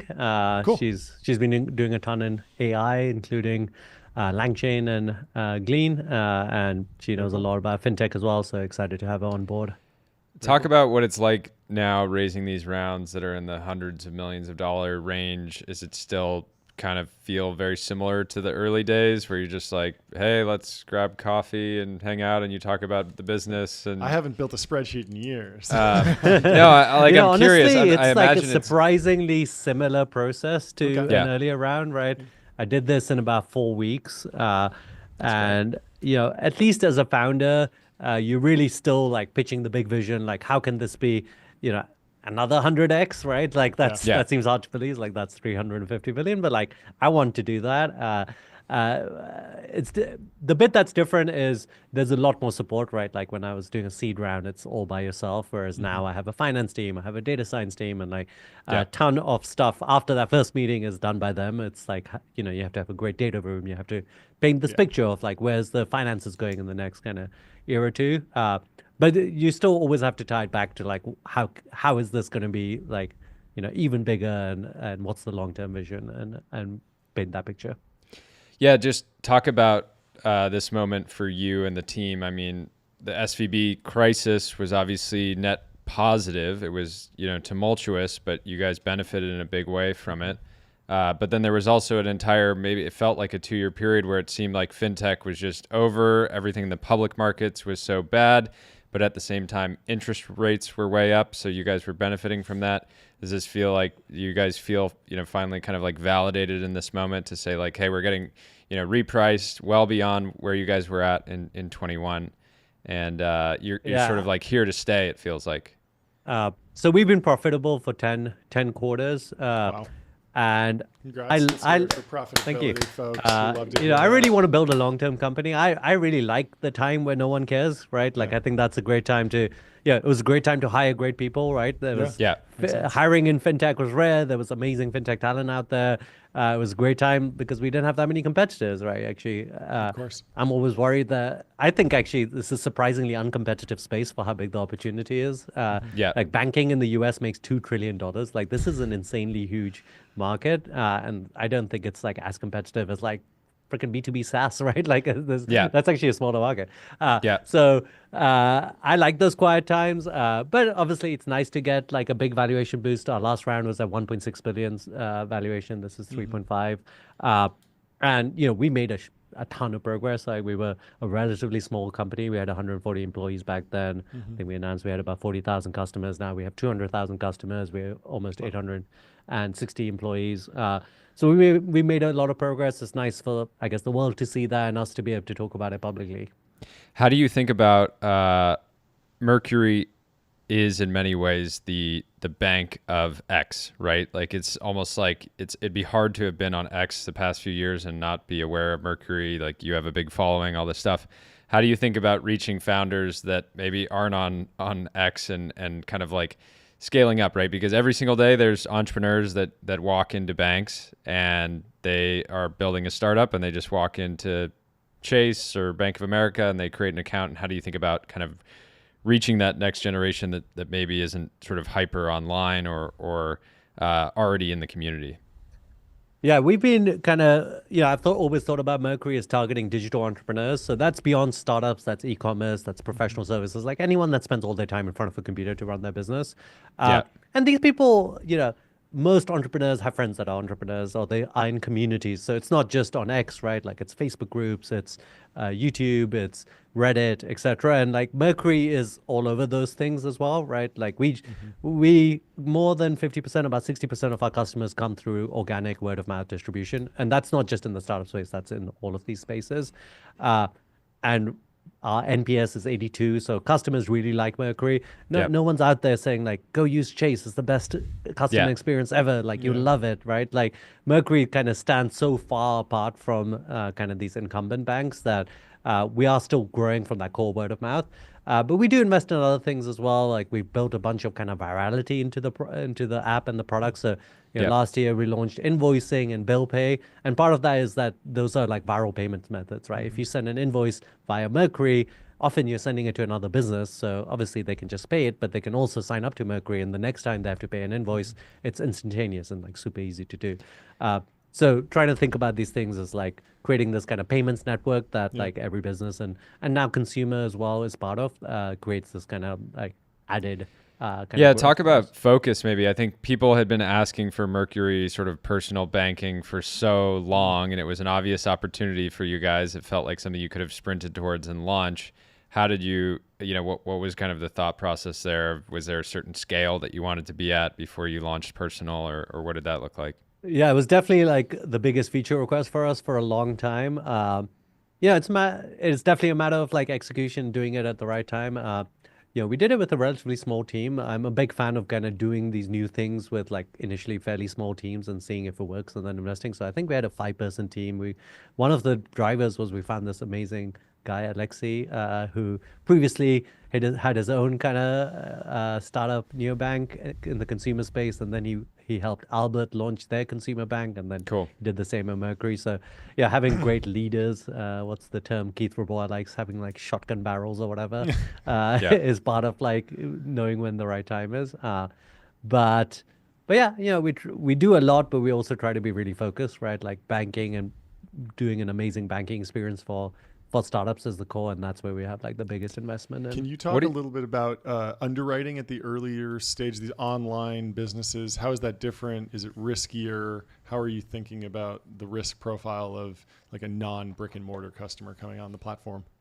Yeah, I mean, we don't give them loans, so like underwriting isn't necessarily about like credit risk, but it's about like KYC and KYB. Like, how do you really know someone? Definitely startups are actually easier, right? Like people have a pretty big digital presence. They have better websites. They have a LinkedIn. They have X, etc. And their descriptions and their VCs. Like if a Sequoia funded company shows up, you can underwrite that very quickly. I think it's a lot trickier when it is like a professional service consultancy and they don't have an online presence, and like you have to kind of learn more about it quickly. There we think of like a tiered approach, right? Like if we understand less, we'll ask you more questions, ask for proof of address or that kind of thing, and then we end up setting like kind of lower limits and things like that as well. So a startup will have a lower risk tier. We'll give them a lot of flexibility. A company that we know less of will, initially they won't be able to send like $1 million wire. They'll have to kind of earn their way to building up our understanding and the kind of like features we give them. What do you think is the future of venture debt? Over the last year, it's been in the news because of some sort of high-profile shutdowns, but obviously it's an important tool. Is that become a meaningful part of the business over time, or is it just something that you guys want to have available, but it's not a huge focus? Yeah, venture debt is actually like a small-ish market. Like people talk about it in the VC community, but even SVB, which by far was the biggest venture debt provider, I think they had like a $7 billion portfolio when they failed. So I think there's a good way to do it and a bad way to do it. A good way to do it is like your revenue generating company, and maybe there's some cash flow need because your AR takes a while or you have some equipment, etc. And then you do it. That's great. I think the cases where I don't love it is, you're some AI company that's not making any money today, and you want to like go extend your kind of fundraise and runway by like 20% or something. I think in those situations, like when you run out of that, as you start getting into that 20%, or like it reduces your options, right? Like when you have a fundraise, a VC fundraise, and you're in that last 20%, sure, you do layoffs, you kind of reprioritize, you cut your founder salary, you do whatever the hell it takes to survive. But if you have like a kind of this fixed burn rate that like is caused by venture debt, that's not a healthy position to be in. So I think if you use it in the right way, it can be quite beneficial. My last company, I raised $1 million venture debt, and like it saved the company and actually like got us to a profitability. So it's really important for us. And I think people kind of like with like most things on the internet, at least, like people tend to say these extremes, like never do it, blah blah blah. I think it's like is the right thing at the right time. That'll be the caption we use on this clip. We do provide venture debt. When we post this clip, it'll be like breaking news: never use venture debt ever. Watch for the full reaction. I had a question about interest rates. Do you want to go first? Or? Go for that, and then I have different. I want to talk about how interest rates affect your business and how you think startups could prepare for this. I mean, high interest rates, you're making more money on interest. Low interest rates, there's more business formation, more venture capital flowing in. Does it just net out where you don't care? Do you have a preference? What's your view on interest rates right now? I mean, obviously we can't control it, so under every circumstance we'll try to win. I think the ideal interest rate for us is like something like 3%. I think there's lots of kind of VC funding and business formation at 3%, but we also have the opportunity to make money on our deposits better at 3%.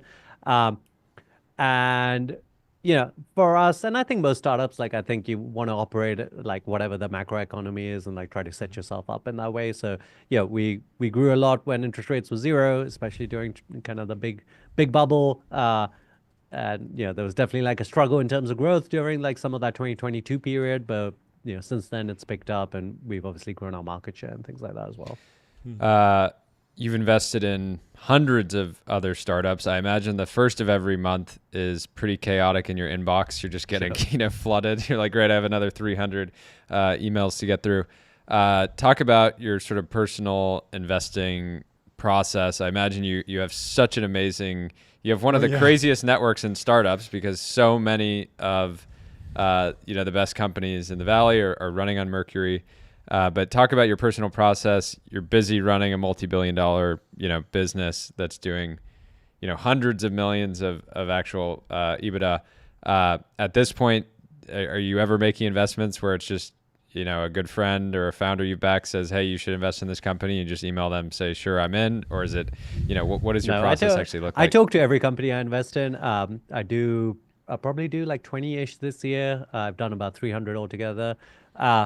Main reason I do it is I just like talking to entrepreneurs and hearing like these crazy fun ideas. Like I've done a bunch in space and defense and things like that, where, it's very new to me, very different from fintech, and it's always like a great learning experience. And I really want to give back to entrepreneurs. Like I've been doing startups since 2006, and I think it's a great way to actually be helpful to people. But if I invest, I really want to believe in them. Like my rough criteria is if this person texts me at like 5 p.m., am I going to be excited to like do a call with them, or am I going to be annoyed that I have to talk to them? So like I definitely want to do that 30 minutes to like have like a bar of saying, okay, I will be excited because I love this space and I want to help this person out. So that's definitely a key. It tends to be a broad set of kind of things, and I'm still an active investor. So hit me up if you're raising. No, it's amazing that it's actually most people have to like really justify. Oh yeah, I'm angel investing, and it's gonna benefit me in these ways and maybe get some return. But for you, it's like hardcore customer development, feedback, talking to customers, and maybe you invest as well. So very cool. You got anything else? Yeah. Can you talk about how AI is impacting the business? I'd love to know. There's the boring stuff, which I feel like is just LLMs are great at text processing. I'm sure there's a lot of stuff that's no longer paperwork. Maybe you're scanning documents, OCRing them, throwing them through LLMs. Is that working? And then how does that compare to just having your engineers be more performant because they have Cursor, Cloud Code, and Devin Cognition in the mix? What does the AI strategy look like right now? Yeah, I think the most exciting kind of short-term stuff for us is the back office stuff. So, my part of the thesis of starting Mercury was like, what if the marginal cost of serving the next user is zero, right? Like if you think about a normal incumbent bank, like you're walking into the bank branch, you're talking to someone, everything is like actually quite expensive for them to serve a new user. And that's why they have these on-risk fees for small businesses, right? Like it's just hard for them to make money from like a small business. For us, it's like, how do we get it to be a database row?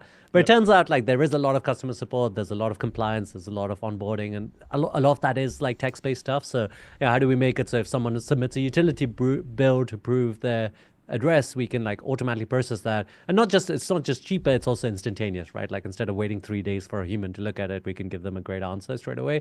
So lots of applications and compliance risk and onboarding and support, and lots of it we have rolled out already, lots of it we are rolling out. I'm really excited about it. I think it's like a genuine improvement for customers.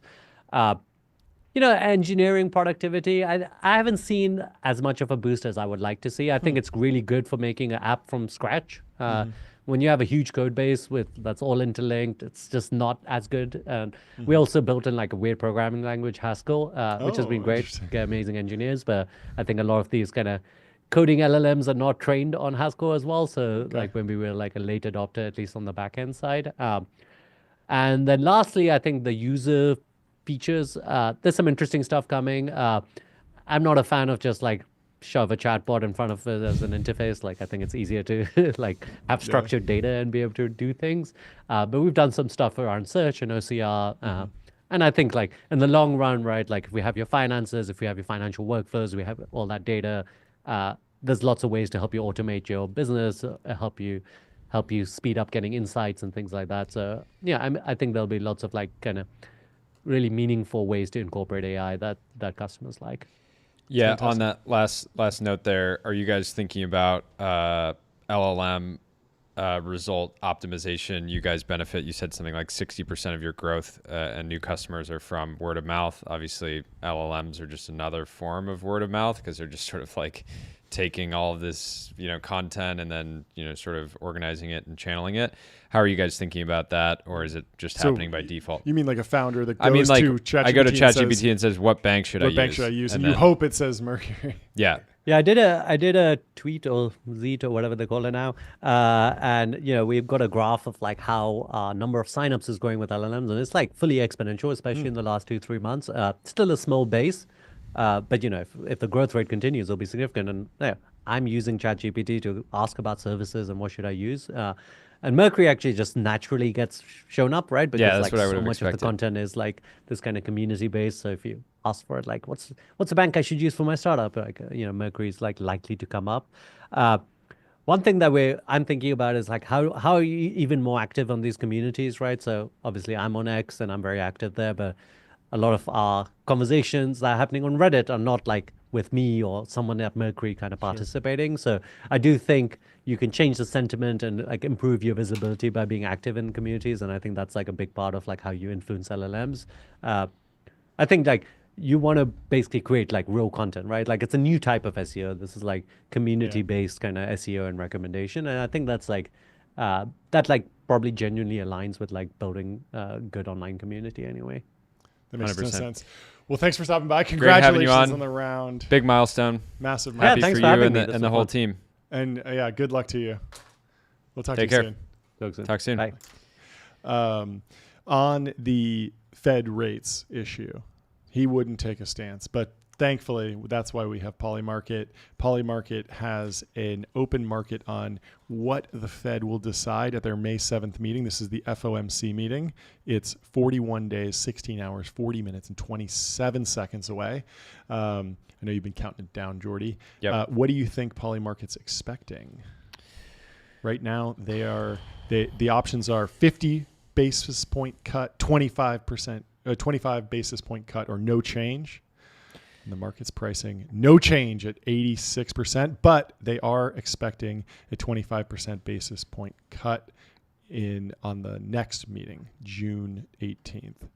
And then Yeah, it's no wild. change until July The 30th. volume on this is pretty substantial. There's almost 9 million of volume just on this one Polymarket. Wow. So, Yeah, useful tool if you're monitoring rates. I think Immad's probably sleeping pretty well these days with an extra 300 million in the bank, and that's right. he's probably sleeping on an 8Sleep, folks. Go to 8sleep.com. Nights that fuel your best days. Turn any bed into the ultimate sleeping experience. Do you have a snore sound on there or something? Oh, just the gong.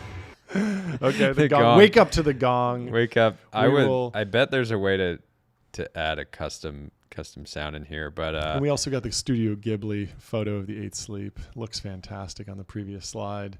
I really enjoyed making these. And yeah, they should throw that up on social. throw it I'll send it over. I got a 95 last night. My 8Sleep autopilot made adjustments to the temperature of the bed overnight to boost my REM sleep by a whopping 17%. Let's go. So double-digit increase. You're doing great. Thank you to 8Sleep for supporting the show. You can get an 8Sleep by going to 8sleep.com/TBPN. Get $350 off your pod. Just do it! Totally clipping the audio. Someone just had to take out their headphones for that one. Rough. Let's move through some of the timeline. Then we got more guests joining in about 9 minutes. Salma says, "Okay, GPT-4o cooked, I fear.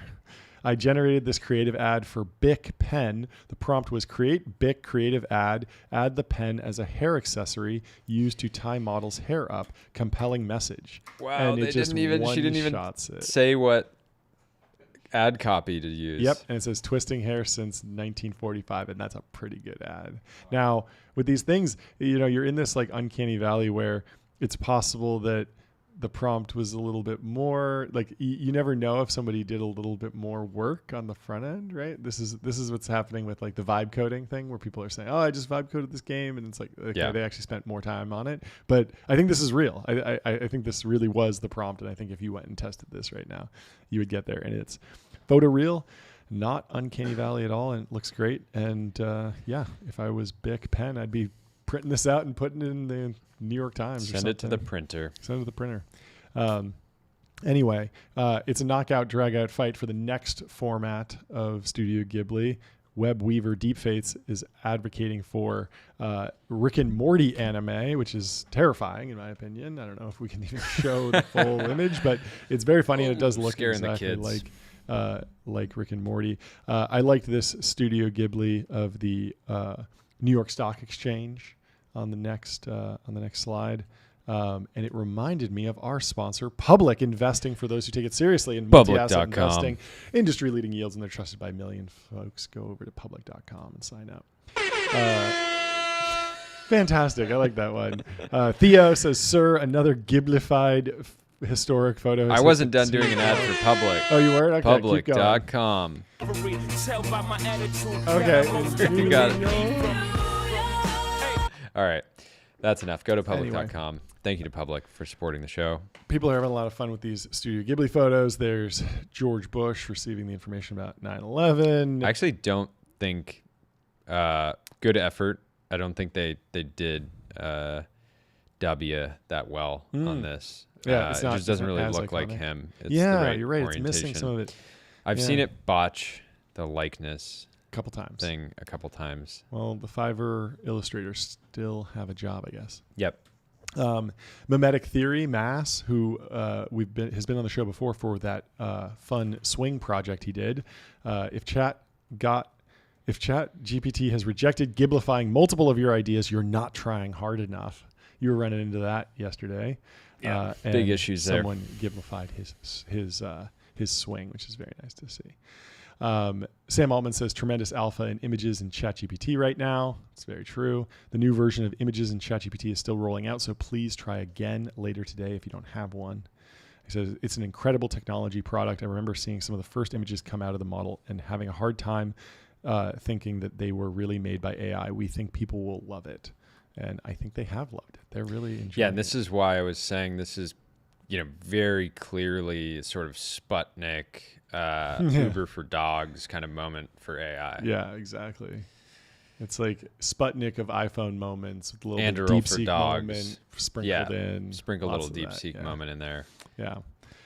Should we talk about Nikita Beer? He's making moves. He's over at Solana now, officially an advisor. Yeah, officially an advisor, not a full-time employee, but cool moment. I think he had been a pretty big critic of crypto historically. Yep. He went on this sort of generational shit posting run where he just kept saying, like, I'm gonna launch do a it. coin, I'm gonna launch a coin. He never did. I don't think he ever did. Okay. Well, maybe it's coming soon then. And anyways, big pickup for Solana. Yeah. Solana, especially after the rough ad. And it's just like a new surface area for Nikita. Yep. And it's undoubtedly one thing that we know is some of the best social products, or many of the best sort of social products, are providing entertainment, and crypto is very good at providing entertainment, right? Yep. Anybody that's sort of invested in one of these tokens, yep. It's like you're watching the chart all day long, you're following it. There's sort of this like team-oriented element to it. So, and yeah, I mean, when you think about the hope for pretty much every cryptocurrency project over the last decade has been, let's cross into the average users on the consumer side, not purely just as an investment vehicle, but let's help developers create crypto projects like Polymarket that really, really broke through during the election cycle and was just a news source for people, basically, even though there were crypto rails underneath. I'm sure Solana wants to power that, and that's what Nikita has been writing about online for years, talking about how to grow consumer apps and specifically take advantage of a bunch of different APIs and iOS, figure out how to link contact books and whatnot, all techniques, growth hacks that should benefit Solana if it's building its own apps or developers in the ecosystem. And so Grok summarizes it saying, this development is viewed as a significant boost for Solana, particularly due to recent favorable changes like regulatory clarity, increased App Store openness, and the upcoming launch of Solana's mobile device Seeker. The community is highly optimistic, seeing this as a critical moment for Solana to expand in the mobile app market, with expectations that consumer crypto applications will see accelerated growth. And so Nikita writes, while the jury is not out yet, Solana has the fundamental building blocks for something to break out on mobile, and certainly many apps are making headway. So today I'm joining Solana as an advisor to help select companies and launch and grow their apps. So let's hear it for Nikita. Some personnel news on the timeline. You'll love to see it. Some people making moves. Spoke with Nikita the last night over DMs. We're going to get him on the show at some point, which would be cool. And speaking of crypto coins, we have massive drama going down on Hyperliquid involving Jelly. So for those that don't know, Hyperliquid is a sort of decentralized exchange. It's very popular right now. It's already publicly listed itself. It trades at around a $14 billion valuation. And so this one is, there's some drama involving Jelly, which is a token that was launched by Slow Ventures portfolio company. So Sam Lessin was helping them out with it. Which, remember, we covered, it sort of ran up to I think $300 million valuation in 24 hours or something crazy like that. It came back down to earth. It's been at a $20 million market cap, and sometime in the last 24 hours, a trader opened a massive $6 million short position on Jelly. Oh, yeah, I just need to pause you because, like, when you say, like, as I process this, like Jelly, like Sam has posted some images of what the app is supposed to do, this new social format. I'm like, could work. It's kind of ridiculous. Like, I like people taking shots at wild apps. You tell me it's a $20 million market cap company. I'm like, yeah, like, that's awesome. Like, that sounds perfect for this. Like, it's a seed stage company. Like, go for it, guys. Like, I'm in full support. If you tell me the token's trading at like 20 billion, I'm like, okay, let's pump the brakes. Is this real? But it's so funny that you can have a $20 million market cap startup, essentially like a YC stage startup in terms of size. And then someone can come and take a $6 million short position out on you. It's like, only in crypto is this possible. And it's very, very weird dynamic, but take me through what's happening with Hyperliquid. They're getting a Slack message. Hey, somebody's shorting us with size. It's like, we're actually just a pre-seed, for we're a pre-seed company, but Fortune we're being 500 companies. Yeah, we're being shorted with size, actually. Shorted with size. So the trader deliberately self-liquidated themselves by pumping Jelly's price on chain, essentially forcing himself out of the trade. Weird. Hyperliquid was left holding the toxic short position, currently at a massive loss to negative $10 million P&L. Jelly pumped from a $10 million market cap to $50 million in under an hour due to the forced squeeze. Hyperliquid could face full liquidation if Jelly reaches $150 million market cap, which would be a 3x away. Market is watching closely. But is that big of a deal for Hyperliquid? I mean, we were talking about this earlier. It seemed like it's a $14 billion organization or coin. It seems like, yes, obviously losing 10 million or even more would not be great, but it seems sustainable. This doesn't seem like a true run on the bank situation. Yeah, and I'm looking at Jelly right now, and it appears... What's the market cap? That they are still at around 20. So Hyperliquid seems to be... doing just fine. So massive drama, but not a full crisis over at Jelly. Very interesting, though. We'll have to talk to Sam about it and get more, because this is such a fascinating thing. Before we get our next guest in here, he's actually ready. He's ready. Let's bring him in. There he is. Hey, what's welcome going on? to the show. What's up, guys? How are you? We're great. How are you? Bananas. I like your bananas. Oh, thank you. Yeah. We were inspired. We're doing the morning routine. We got the Saratoga water right here. We're taping our mouths. We can't tape our mouths during the show. Yeah. But it's been good. Cool. How are you doing? Can you give us a little brief intro on yourself, your company, what's new? Yeah. So I'm Steven Schwartz. I grew up learning how to program pretty early, and I basically spent all my childhood going Facebook group to Facebook group and selling different people's software, and met some people really early on that I'm still working with, and you can kind of consider us like chronically online kids, and we figured out a lot of ways to make money on the internet, and segued that into a platform called WAP, where we help people make money on the internet. And a lot of shit is going on right now. I think we just released a lot of new products, and someone leaked our fundraise a year ago. So I think that there's been a lot of people reaching out to us, and things are really busy right now. So it's getting pretty crazy. Where'd the name come from, and why didn't you release the funding information? Yeah, the name came from, we actually just purchased a ton of domains throughout our early years, and nice. Every project we had, we picked a random domain off the shelf, and we'd always buy like auctions ending soon and domains are about to expire, and we had WAP.io and looked like a cool phonetically sounding name, and now it stands for We Help Offers Pop, and I think it was super random. So that's where it came from, and we didn't announce the fundraise, I think, because like that our goal is not to raise money. And I think our customers don't really give a shit about how much money we raised or anything like that. And I think it's more distracting than not. And even the people that we want to work with and whatnot, I don't think that the good people really care so much about all the buzzy stuff that you might want to talk about online. So I think we were trying to just stay pretty low key. It's more distracting than not. Cool. Yeah.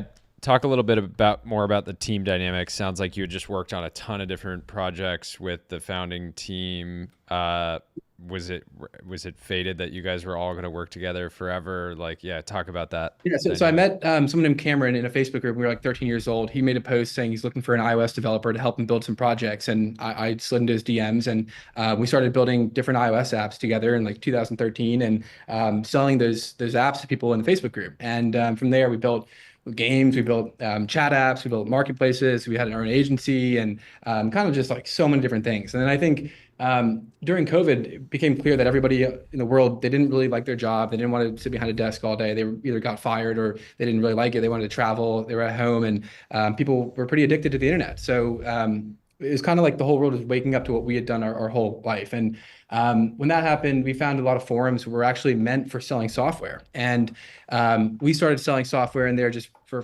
fun. We was trying to make a little bit extra cash. And Cameron found one, and we were starting to make like a couple $1,000s a week from it. Like, what the hell is this? People are cash apping each other, selling each other for desktop software. And it was the same desktop software we built when we were younger. So we were like, why don't we just start selling it and get a lot of money? And we were like, let's build a platform where we can actually sell it and structure the delivery of the software and accept payments on it. And people liked that a lot more than the forums. And pretty quickly, people asked if they could also sell on the platform. And we added the necessary functionality for that to happen. And over the past couple of years, I think people were asking us, hey, can we also sell this? Can we also sell this? Can we also sell this? And I think we started to build a lot of that. And now people are selling all sorts of stuff. I think maybe for the first couple of years of our business, it was really like we're building a better Shopify for more digitally native businesses. And maybe you can kind of think about it like retail Stripe. And then before we knew it, we had a couple 100,000 people coming to the site each month and buying something. And we were like, how can we make this a little bit better where we reduce the barrier of entry for people that are trying to sell something? So you don't actually have to program software. You don't have to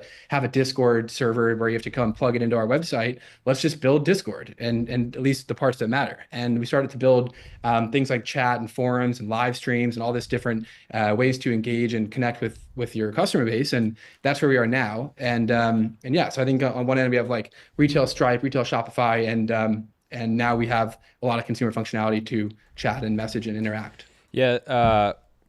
Question going back a little bit to the raise, and then I have some stuff related to the product. Have you guys been profitable this entire time? You guys are the Make Money app. I imagine you guys like, running a good business yourself.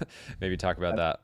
Yeah, so when we first started, we were bootstrapped for like the first 6 months. And then someone tried to acquire us, and we said no and raised our first money from a couple people. And since then, we've definitely had a couple profitable months. I think usually before each fundraise, we had a lot of months that were cash flow positive, and to take it up a notch when we raised a little bit more money. And I think after we do that, we obviously ramp up spend and start investing in some pretty cool areas. So we've had profitable months. Right now, we're definitely not cash flow positive, but I think we could be if we wanted to stop investing in the places we're growing. And I mean, our model is lent itself pretty well to making money. And I mean, we only make money when people make money on the platform, and people are making a lot of money on the platform. So we're certainly making a good amount of revenue, and we're also investing a lot of that back into the platform. Talk about hype generally. You don't care to announce fundraise. That gets hype in the venture world, but at the rate that you're growing, I imagine at some point, I can imagine WAP as a public company, and you are going up against giants, right? Shopify, you are, I'm sure, directly competitive in many ways, and I'm sure you're going to enter other areas. Will there come a time when you want to do the tech podcast circuit? You're on our show, which is awesome, but it seems like you've been very intentional about. I remember hearing about from Carried No Interest about WAP. Like last year at some point, he's like, WAP is the most underhyped, just absolute monster. Like nobody's paying attention to them. They're absolutely crushing it. But do you ever see a moment where the flip, you'll kind of like flip the switch, or are you guys just going to stay focused on your customers forever? I mean, I think we're definitely going to stay focused on our customers forever. And I think we do the right marketing to the right customers. And I think that it's no shock that the people in tech don't necessarily know about WAP so much because they're not really the ones who are starting mini businesses, right? They're trying to go for the super scaled up businesses. And I think we generate millions of views probably per day at this point across social media for WAP. And that's mostly targeting our core customer base, which is super scrappy young people that want to do something that's entrepreneurial and start a business. So I think we're definitely loud where we need to be. And I mean, we have a YouTube channel now that generates several 100,000 views a video, and we're definitely loud where we need to be. But I don't think that, I mean, recently we released a new product that's like getting a lot of attention that people are in tech are also finding a lot of value on. And I think that's going to become more relevant to go on these types of things and be loud. It's called Content Rewards. It's basically kind of think about it like probably a 5 to 10x cheaper CPM than any other platform that exists right now. And all UGC doesn't really feel like an ad. It's not exactly an ad. And people are getting a lot of views from that. And we certainly are experiencing a huge lift from that. And that's like productizing the sort of clipping, which has been happening, right? Remember, I think people first realized that like Andrew Tate was doing it because, you'd see videos of him that just were made by him, but then also, shared by completely other people that were funneling into his program to monetize. And is that the, we've talked about kind of the different eras of making money online. It was like selling Pokemon cards or trading sneakers, and is like clipping. Is that like, if you're in high school today and you have no skills, but you just want to hustle, is that like how do you see that as like, that's the sort of entrepreneurial activity? Yeah, so I would look at it as almost like a big funnel, right? So maybe you start with that, and I think you graduate towards maybe operating your own business one day, even on the platform. So I mean, what's happening right now is it's the fastest growing way people can earn on WAPs right now. And we already have thousands of people that are earning money, some actually a pretty significant amount. I think we've paid out some people, even for our own marketing, over $10,000 total. And those are definitely people in high school that are really good at just making videos, and they know the trends on social media. And I think the future isn't really about, like, everybody kind of knows an ad when they see it, and it's not really as effective as it used to be to just run an ad on Meta and expect people to resonate well with it. So I definitely think it's the future, and I definitely think that we'll see a lot of the people that are clipping and making UGC content right now go on to build really awesome businesses because they have a little bit of a taste of making money on the internet. They have a KYC payments account all set up. They know how to market very effectively. They know how to what the content rewards are. They know what they're marketing, and they're pretty in tune with everyone that's actually paying them to market, so they know it works. And absolutely, I think it's a huge part of the future, and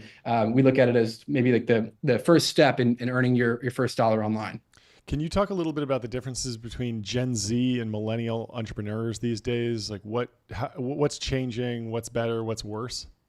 Yeah, I think I would say Gen Z's prioritize fun, and it sounds kind of silly, but I think like nobody really wants to work on something if they're not having fun. And I think that even if you give somebody a lot of money, it's difficult to actually get up out of bed every day and start to do the work. And I think that we're seeing that all over the place, where people are just fine making $3,000 and traveling throughout Asia. And that's like a very, very different mindset, where it's like, I need to go to college, I need to make $200,000 a year, otherwise I didn't do it. And I think people in Gen Z are kind of just doing it, and they're having a lot of fun with that. And I mean, we look at WAP as like, WAP is, we are building the future of work, and I think that the future of work is very fun. It should be engaging. People are making a lot of money by making funny memes, and like that's a complete shift of like value creation. And I think the Gen Z is all over that, and they must bring fun into work, and that is, I think, the key difference of what millennials versus Gen Z.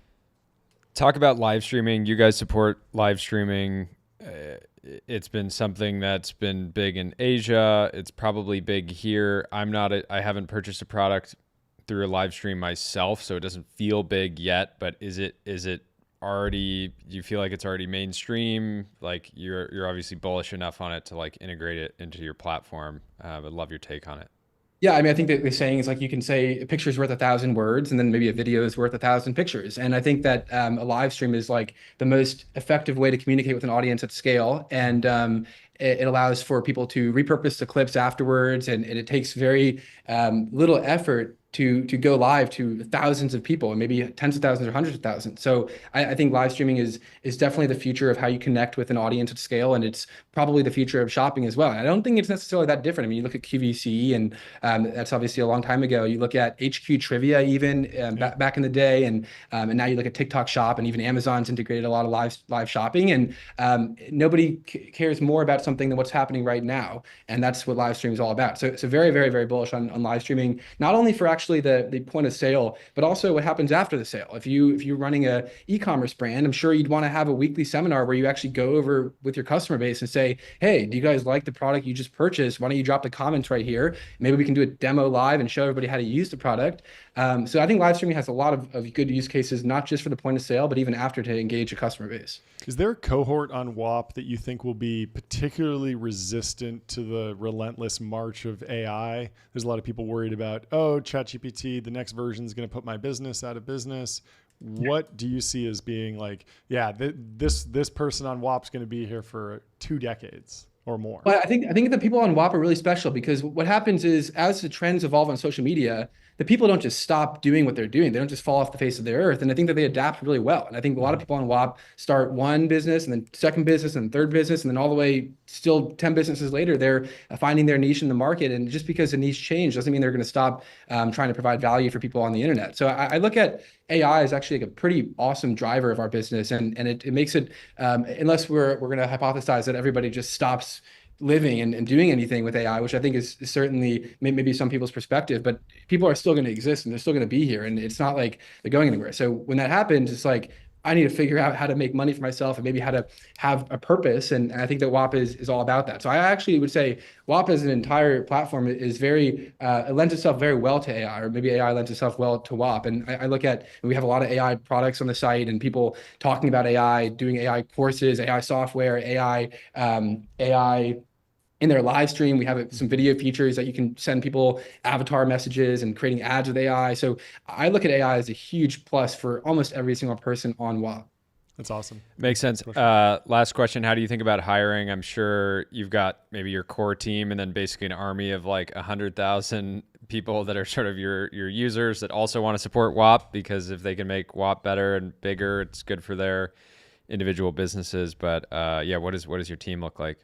Yeah, our team is actually mostly like users of our platform. And I mean, people, some of our earliest users, we were our first users, and some of our earliest team was our first users. And I think that the best place to recruit from companies broadly is actually user base. They know the product well. They're building for themselves. And I think that we have a saying, you're your own customer. And we don't use anything else other than WAP. We don't use Slack. We don't use Discord. Everything's on WAP. And I think that's the best way to hire also. We have a great community of hundreds of thousands of users that they use the product every single day. And I mean, they're giving us the best feedback. And oftentimes they're programming for us and building little features in the site and doing our marketing as well. So the way we hire is people that are in our space, on our product, and that really are passionate about our mission. Awesome. Random thought. I can imagine, a boomer VC talking to you saying, you know what, I really think what you're doing is the future of work. And you're like, bro, this is the present of work. Like, we're living it. But it's funny how these sort of platforms emerge where I look at WAP and I hear you talk about it. And it's like, yeah, I believe this is the future of work in many ways. It's people being entrepreneurial, like finding, new ways to, like you said, create value on the internet, and it's just very cool to see. So yeah, I love it. This is such an awesome. Congratulations on the progress. I really enjoyed that. Hopefully we don't create too much hype for you. I think another year, but your days are numbered, dude. You got maybe another. you got basically another 6 months. Relatively low key, and then people are going to be like, wait, these kids are doing like hundreds of millions of revenue. But it's great to have you on. Would love to have you on again. Yeah, thanks so much for coming on. This was fantastic. Cool. Awesome, guys. Have a great day. Bye-bye. Thank you. Bye. See ya. That's great. What a fascinating company. Dude, that's completely the final. underdiscussed. That's the final boss of Gen Z entrepreneurs. I would love the charger. Oh yeah, sure. We share one charger. Hey, you don't become the most profitable podcast while spending money on duplicate technology. But we got Underdog coming in. We got Jeremy from UnderdogFantasy.com. There he is. He's got a beautiful background. How you doing? What's up? How Dude, you were ready for the full live stream for TV. Love the setup. Looking great. We got the background. I love it. There you go. Can you give us just a quick intro, who you are, what your company is, what's new? Yeah, for sure. For sure. Company is Underdog. We just turned 5 years old. We focus on building games for sports fans in America.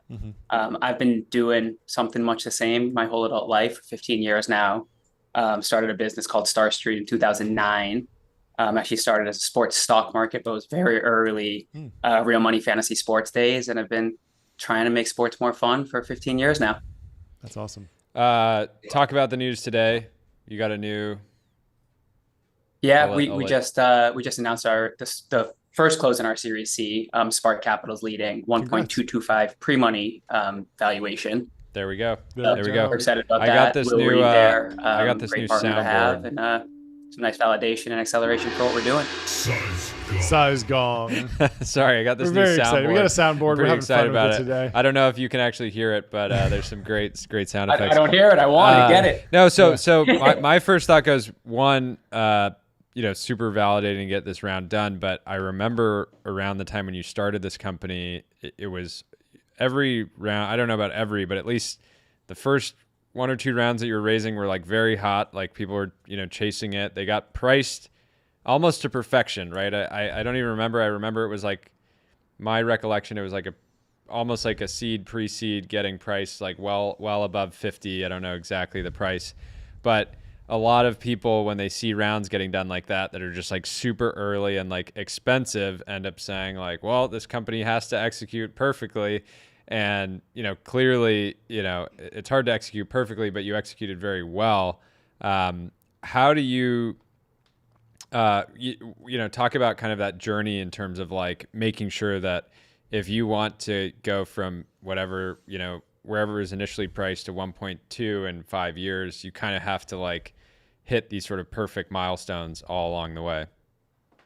Yeah, definitely. It's definitely not been perfect. It never is, of course. But it's gone fast. Look, I think we had the luxury of the founding team at Underdog was 7. We all worked together at a prior company, Draft, and we built products that people really loved. So we kind of had, in a way, the customer base, the fan base when we started the business.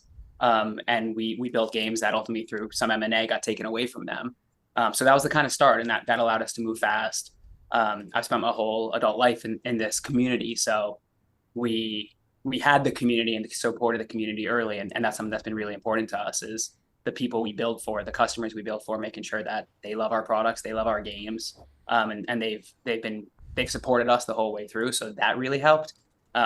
Those seed rounds, the first ones weren't as glamorous. I think our first valuation, the first money we raised was at a $6 million valuation. Oh, wow.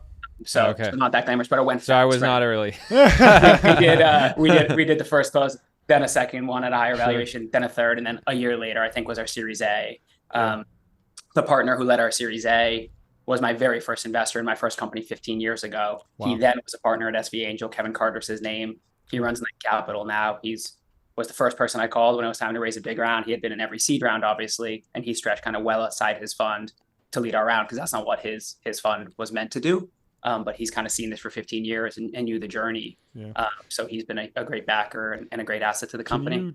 Can you tell me more about you mentioned it's like very community led. What's the marketing mix right now? I see a lot of the big sports companies partnering with Pat McAfee or ESPN, or there's the Dave Portnoy universe. Where have you found success? Yeah, it's a real mix. Look, the top acquisition source for us always has been our existing customers. Almost a third of our customers come from directly attributed referrals from other customers. Sure. It's always going to be the best source, right? That's a sign of us building products that people love, and that's our whole opportunity. Yep. WAP, who is just on, we have partners on WAP, so they're a big partner of ours. And partners in general, we do a lot of our own content as well. Yep. So 2 years ago, we made the decision to start a show, and we built a set in Gilbert Arena's basement. That show is now Gil's Arena. And that show is, we think, by kind of any forms of measurement, the 5th largest daily sports show in America right now. Wow. Massive success for us. And that crew, Gil and the whole crew, have been amazing to work with and amazing partners to the business. We have a couple other shows as well, and just continue to invest in trying to meet sports fans where they are and add value to their lives. That's awesome. Talk about building in a hyper competitive space. I think you don't even have to be aware. You don't have to know anything about sort of like anything sports gaming related to know that you're competing with some heavily funded, sort of public companies that can outspend you on kind of every dimension. But clearly you guys have been able to like break through and become a real player despite, being able to invest far less. How have you guys, is it like raw execution and just building the product that you guys want, so your customers are going to want, or what do you think has been your guys' kind of winning formula to date? Yeah, look, we started Underdog with kind of a really simple thesis. There's so much more to be built for sports fans in America. And if we can be the best at building product, we'll build the biggest company in this space, right? That's always been the belief. 5 years in, we have obviously more confidence in that than ever before. And look, we can be the best at building product and can, with a lot of confidence, say in the space, we are the best at building product, not just because it's our DNA and what we prioritize and what we look for in people and what we really care about, but also just by the kind of function of how this space came. Almost every other large player is largely reliant on legacy tech that was initially built for a different market, for different customers, for the UK and Europe. And we had the opportunity when we started this business to really play a long game and say, hey, we're gonna build this for the future. We're gonna build the best product. So we should build all our own technology. And that's what we've done, both fantasy sports, now licensed sports betting technology. And that gives us the ability to build a differentiated product, to build a better product, and to just have the fastest product velocity. I think the whole company's sick of hearing me say it, because every 2 weeks when we do our big company meetings, the two things I make sure I say every 2 weeks are it's product and it's people. Those are the two reasons we're going to win. And we have to have the fastest product velocity and the best people here. And that's what we focus on. Can you talk a little bit about regulation? I know the products are legal in, Wikipedia says 31 states. I don't know if that's exactly accurate, but obviously there's a march from the whole industry. And even though you're competing, you're probably working together in some ways. Is there a lobbying group that you're part of? Like mechanically, if you're part of an industry and you got to kind of team up with your rivals, what does that look like day to day? Yeah, so there's a lot of different there's kind of a lot of different pieces to it, because we offer games right now in 41 states. Okay. We offer our core game, our pick'em game, in 36 states. Sure. We're licensed sports betting in one state. When Missouri launches later this year, December 1st, it will be a second state. Or so we hope. We obviously need to get licensed by the regulator there. And for us, it's all about, look, we want to always build games within the laws.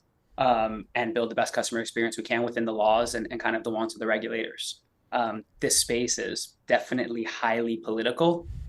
There's a lot of competition and a lot of people who candidly don't have the means to compete or the ability to compete on products, so they try to compete in other ways.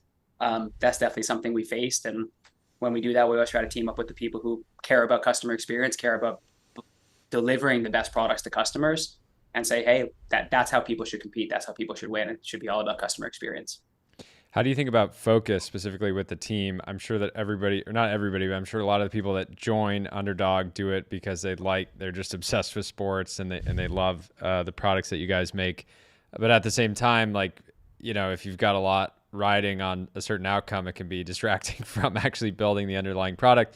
And then I'm sure for you and other people on the team, there's also a lot of, distractions around some athletes, like, hey, you want floor seats to this game, like they're a fan. Like how have you guys stayed focused? Because clearly to accomplish what you have in the last 5 years, like you've had to be pulling some, very late nights and really leaving it all on the court. There we go. Yeah. Landed it.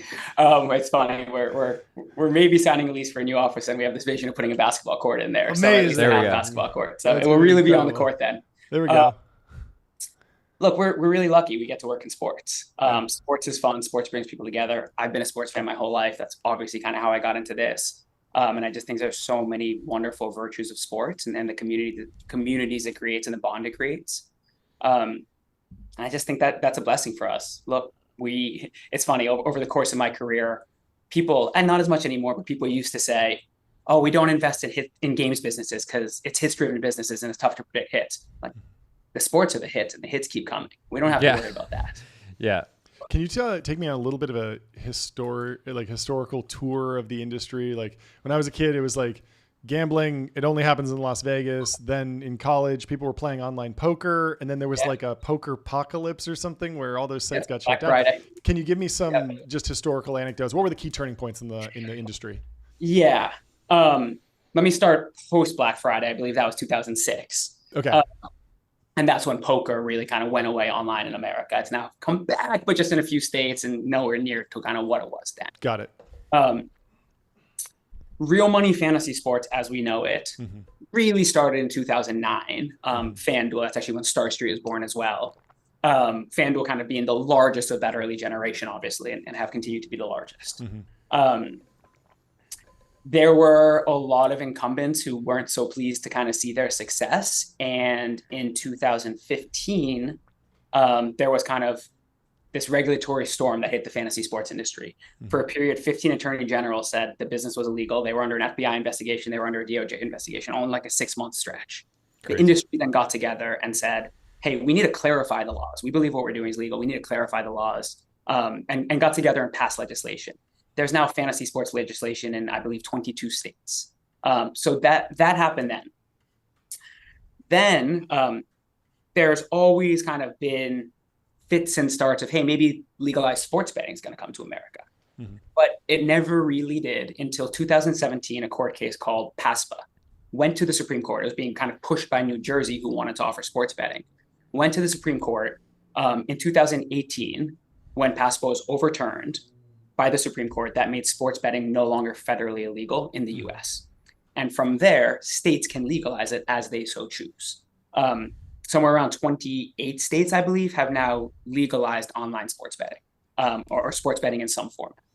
And so the companies that were best positioned for that early set were FanDuel and DraftKings because of the fantasy sports advantages, the customers they had, the ability to operate a digital business.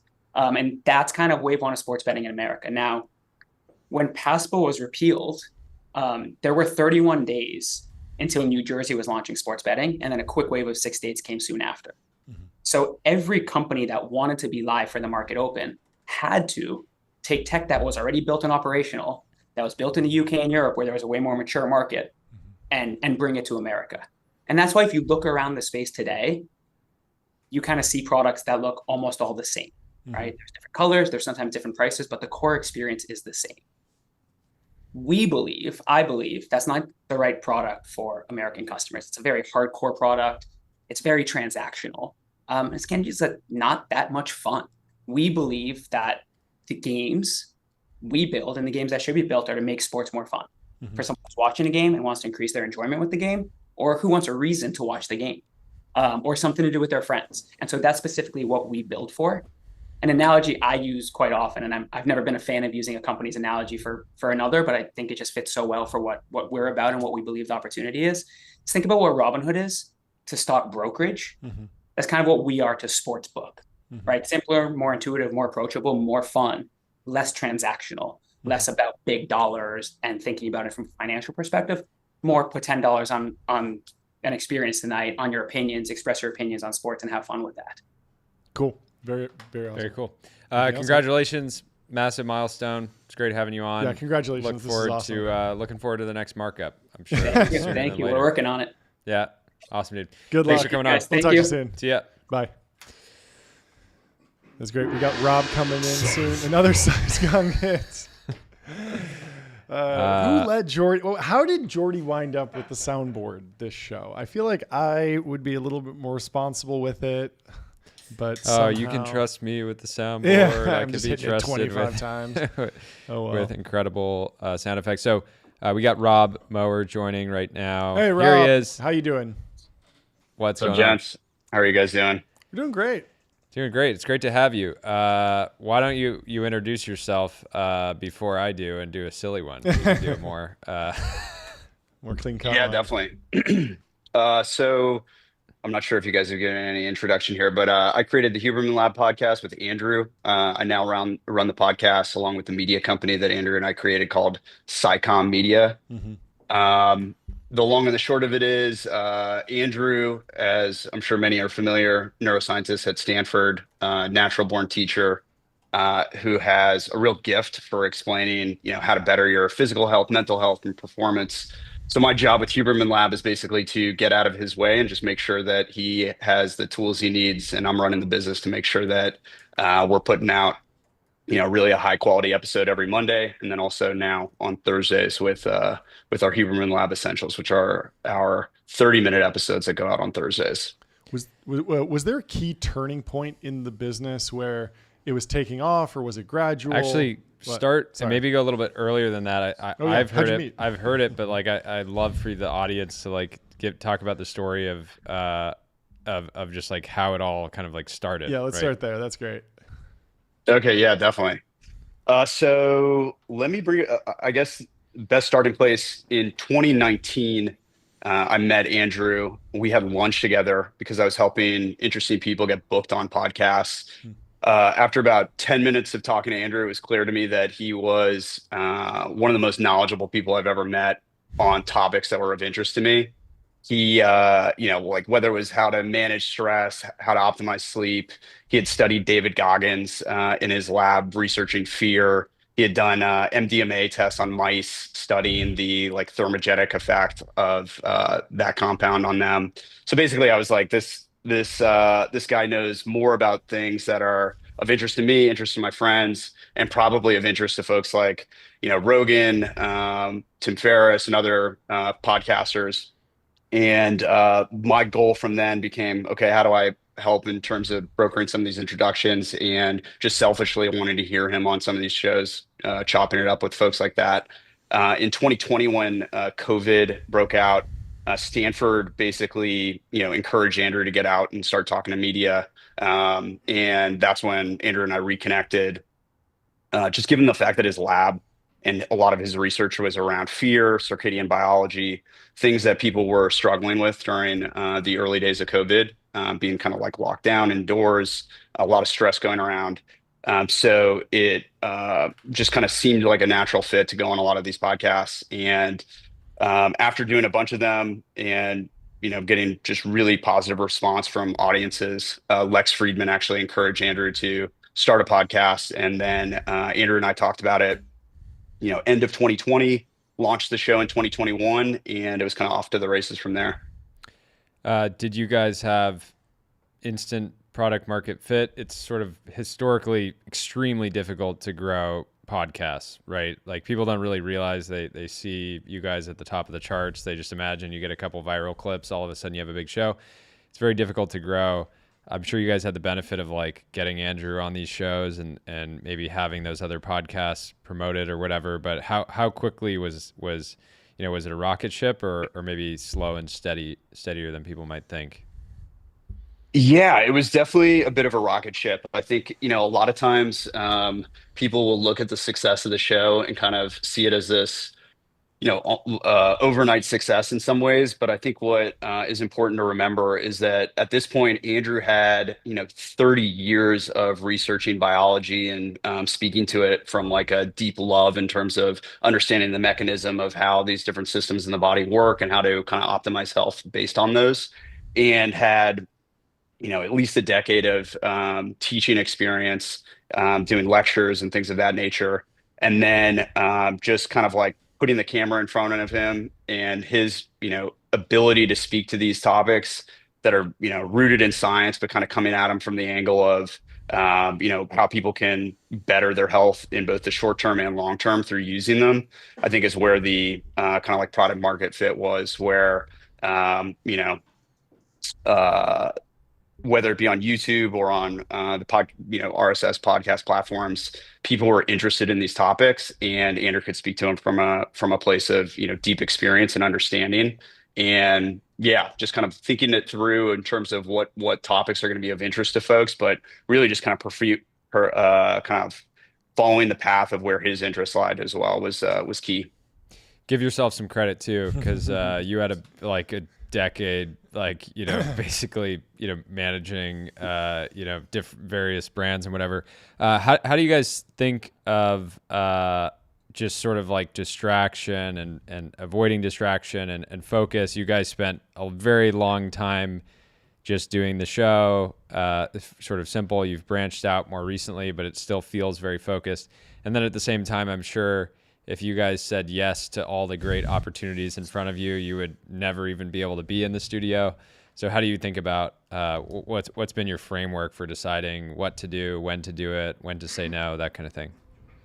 Yeah, I would say our default answer is no. Basically, we look at it through the lens of everything if we look at it through the lens of our goal is to put out the best possible episode every Monday morning. Everything that is competing for our time against that is really needs to be fantastic for it to make sense in terms of us pursuing. Andrew wants to spend all of his time prepping for either guest interviews or solo episodes on the podcast.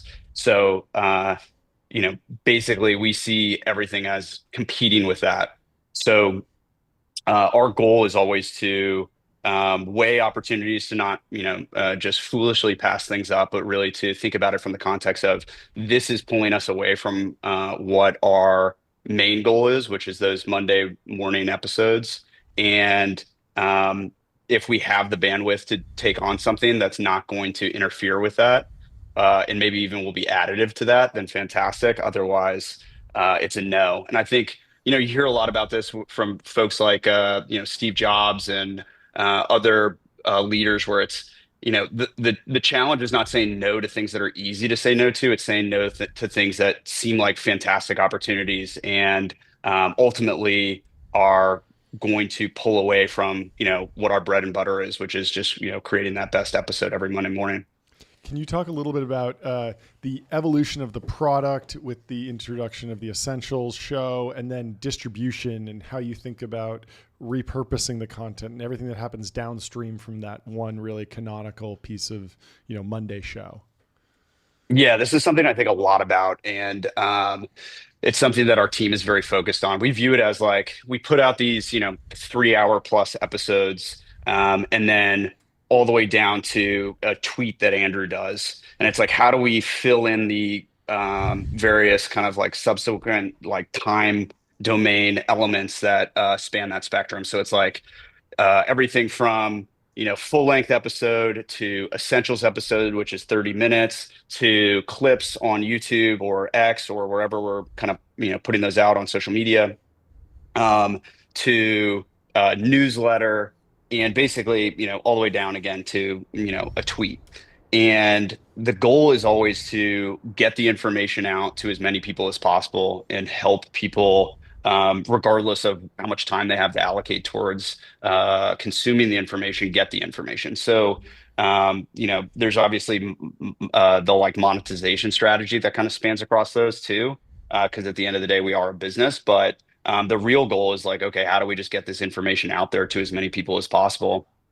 And the Essentials episodes were a genesis of that, where we're looking at our content saying, so a lot of people just do not have time for a 3-hour episode. We were hearing from a lot of folks, this is actually pretty funny, that they'd love an episode, but they were like, if I'm sharing this with someone and it's a 3-hour episode, it's almost like I'm giving them like a to-do or like an obligation, where we were hearing, especially from like a lot of, CEOs or business leaders, they're like, listen, I loved this episode, but I'm not going to share this with my friend because it's basically like, hey, I'm going to suck 3 hours of your time away or basically be requesting this of you. So the Essentials episodes were kind of like birthed out of that concept of like, how do we make our content more shareable? How do we make it more digestible for those who have limited time? What do you think the future of RSS is, the actual underlying technology? As we've gotten, we're a new show, but working with Apple Podcasts and Spotify and all this stuff, it's just genuinely hilarious and feels wrong how little it seems like Apple cares about just podcasting, despite it being such an important medium. Do you think it all kind of like shifts more towards streaming, or what's your take broadly on RSS? Is it sort of the cable technology and maybe there's a future, or are we stuck with it forever? Oh man, I have so many thoughts on this, especially the Apple piece. It's funny because like I got into podcasts in the very, very early days, where it was like you download on iTunes and you kick it over to an iPod to listen to it. Mm-hmm. and just became obsessed with podcasts. Again, this is like probably 2010 timeframe. And obviously at that point, it was like Apple was the only player. And then, they launched their podcast app. And slowly over time, other players have entered into the space, and Apple's kind of just like been caught flat-footed, maybe. I think probably some of it has to do with the fact that it was a part of their business that was, never earning money. So if you start with a zero revenue stream, then anything is a benefit. Whereas a company like Spotify or YouTube, they are very focused on P&L and looking to do things to dominate the space. To get to your question directly, though, it's interesting. Like, I think this is how you guys view your show and how we view our show. Even calling it a podcast is weird because it's been, a podcast is just the medium through which it's being presented to an audience. And we see ourselves as, content creators, and we're always going to put ourselves on the platforms that make the most sense. Whether that be, RSS feed and people are getting it there. And I do think that, there are a lot of people just who listen to podcasts while they're, doing various activities and whatnot, and are just listening to them. That having been said, I think there's a huge percentage of most shows now that offer video where, I would say half of our audience is either watching our content on YouTube or on X, and another half is listening. It's the benefit of the RSS feed is it's far more consistent. So we'll have episodes on YouTube that get like 15 million views, but then we'll have other episodes that are kind of in that 300 to 400,000 range. Whereas on audio, it's a much tighter window, so it's like a kind of more consistent basis. That having been said, RSS feed is set up in this weird kind of like it prioritizes recency over relevancy. So it's basically like, here's the most recent thing, as opposed to serving it up in a meaningful way like YouTube does. YouTube is really good at understanding the algorithm and serving it up in terms of what's most relevant as opposed to just what's most recent. And I think RSS feeds need to figure that out. I think Spotify's working hard on that. But we haven't seen much movement from Apple on that front. I put a tweet out recently on the fact that I believe X is going to be a dominant player in the podcast space in the future, just by virtue of the fact that it's inherently social. Like, if you think about it, we'll put out an episode on Spotify and on Apple and on YouTube, and we, in large part, are announcing it to our audience on X.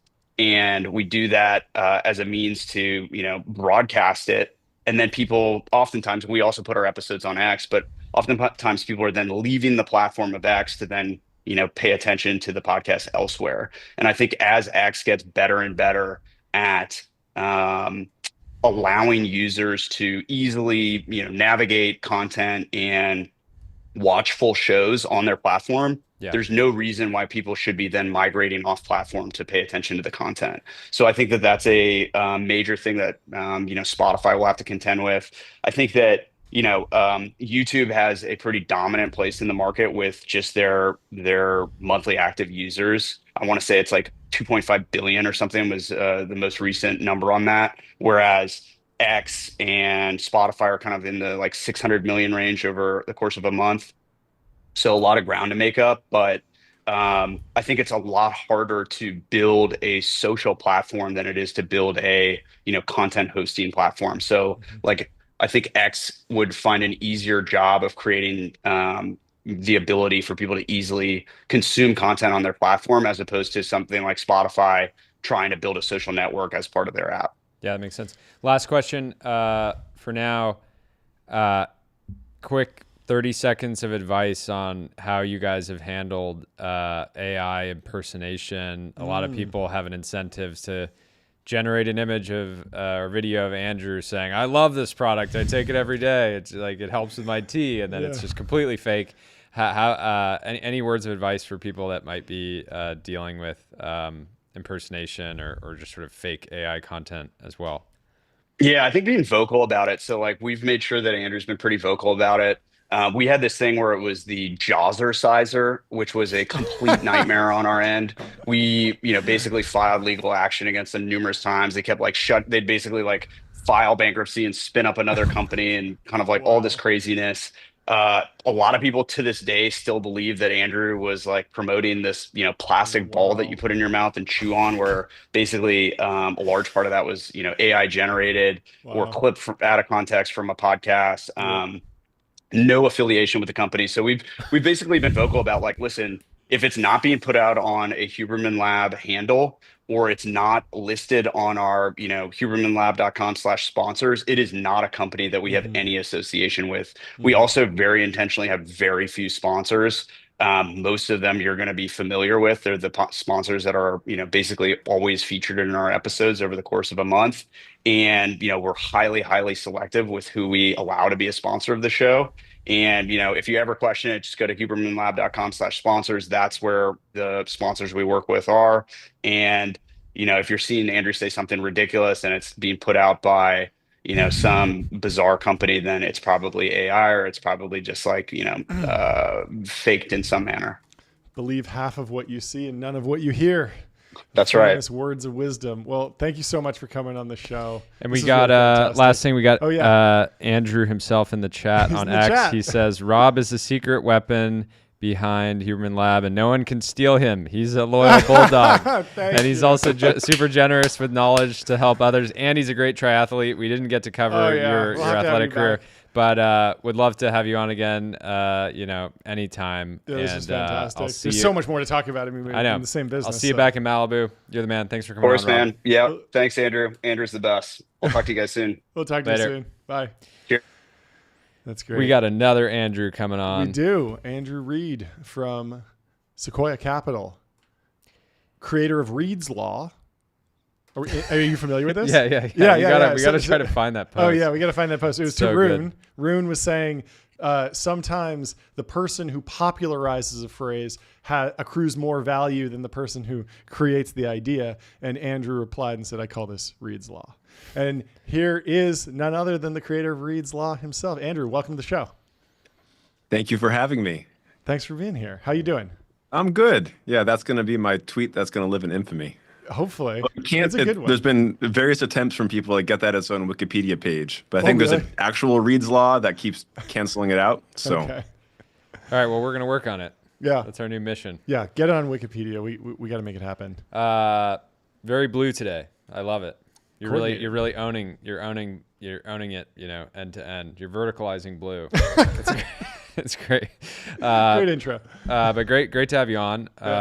John, you want to kick it off? Yeah, I mean, we wanted to have you on to talk about this this post from Harry Stebbings. He says, I was hoping that's why you asked. I was hoping that's why you asked me to come on the show. Yeah, he says, through my role at 20 VC, I study investors for a living. Andrew Reed must be the best investor of the last 5 to 7 years. 11 Labs, Vanta, Figma, Odo, Bold, Klarna, Zapier, Circa, average ownership of say 5%. Andrew will have made $3.75 billion for Sequoia, and he ends it with an emoji that has star eyes. So we wanted to go through those companies, tell us how'd you meet them, what'd you like, what is the business doing well, and kind of go through what your process is like. So maybe we could kick it off with 11 Labs.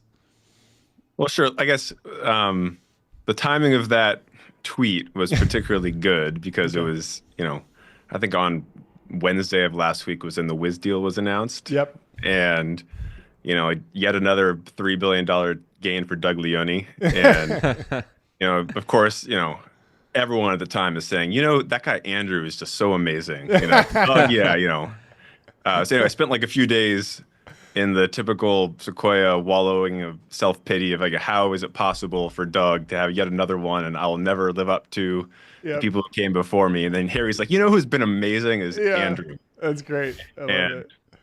It's like, everyone's been saying that this week. That's been the real talk track at Sequoia. That's awesome. Before we dive into all the individual companies, how did you end up at Sequoia? You started as an analyst at Goldman, and then how did you transition into venture? Was it something you always wanted to do? And would just break that down for everybody. Sure. Let's see. So I was 2012 from school. I started my career at Goldman Sachs, where they have the blue background profile pictures as the originators of that. Spent 18 months at Goldman and left to join Sequoia. I had one of the all-time amazing happenstance introductions. It was Sarah Guo, who's now at Conviction. Back then, she was in my class at Goldman. And she was then dating and now married to a guy named Pat Grady. And Pat's now my partner here at Sequoia. And Pat, have either of you ever met Pat before? I haven't. No. So Pat is like one of the all-time great technology investors, massively underrated. And he is a very interesting guy. He's one of these guys who has, the way I like to describe Pat is his brain is so structured and framework oriented that it ends up like when ideas enter his head and ping pong around for a while, at the other end of his system spits out like very creative ideas, despite having like not one, like kind of like, he's not like a creative minded guy, but he ends up with very creative ideas, which is why he's a great investor. Anyway, his idea at the time was to have a class of 2 associates at Sequoia, one guy who was like maxed out finance and one guy or girl who was maxed out startups. And I was the finance guy. I was, whatever, top of my class at Goldman, and the startups guy was Matt Huang, who now runs Paradigm. Oh yeah. Who had previously started and sold a company to Twitter and did a bunch of angel investing. So they put me and Matt on a desk together. So we were the class of 2 associates, February 2014 at Sequoia. And it was a very interesting time to be entering the VC world. I think for those of us who were fortunate enough to enter at that time, you sort of had a few years of earning your stripes and learning. And by the time you were able to start doing your own investments, you still had many years of this like big cloud wave ahead of you, and you caught the tail end of mobile. So you were able to get a few really good investments under your belt early on. And then, since then it was kind of off to the races, but, and Sequoia is a great place, obviously, to start an investing career, because you look around and, it's like legend, and it was Doug and Mike and Jim Getz and Roloff and Alfred and Pat and Carl. You kind of like all the first name basis investors are pretty cool to be around, so. It's great. Yeah, there's this meme that like founders want to raise from other founders. I think the reality is like founders want to work with very successful people that can help make their business more successful. In the early days, did you have any sort of self-doubt around sort of like coming into this industry? Like, a lot of investing is just like, being a clear thinker and like not, just believing all the hype, and like, likability is a big factor. Like there's a bunch of different factors, but did you have any self-doubt like in the early days prior to this like absolutely generational run? Hopefully you don't have too much self-doubt anymore, but just I've totally stomped out all the self-doubt now. Yeah. Now it's just, I wake up every day just feeling so good about everything. You I'm should doing. try hubris. Hubris is really popular these days. Yeah. I've been trying Exactly. it. It's after fantastic. investors that try hubris after a generational run, It always works out. Ask Masa. Do you have a crystal ball yet? We have a crystal ball here. There you go. You need a crystal ball. You just, Yeah. This is great. Does That's the trick. perfect. It's funny you mentioned the self-doubt thing and kind of getting started. I actually think I think I was the first person at Sequoia to actually tweet. It was like, this was my in the origins. This is probably 2017. I remember thinking I started in 2014, and I was doing well. I'd sourced some investments. I'd helped out on things. GitHub we did in 2015. The company was acquired in 2017. Mm-hmm. So I felt like I kind of gotten my feet underneath me. But then I imagined, imagine you are a founder, mm-hmm. and you are, invited into Sequoia, and you have your pick of Mike, Doug, Roloff, Jim, Pat, Alfred. Why would anyone ever choose to work with me? I was 27, and I was like, well, like the one thing I do have is like I think I'm reasonably likable. I have a pretty good sense of humor, and I am I guess less self-conscious than many people as it relates to, the internet. So I started, with my 14 followers. So like, I'll make some jokes on the internet.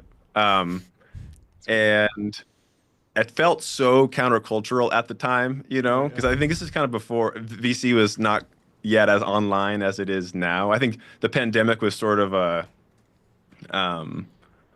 like the Clubhouse era pandemic, last dance tweeting phase of venture was, I think, a bit of a paradigm shift. Anyway, so like the origins of that was like, how can I possibly, be like relevant to founders? And, the internet is a fairly open playing field where if, your profile picture is pixelated enough, no one really knows how old you are, right? And so then the first investment that I was like truly led for Sequoia was Robinhood in 2017.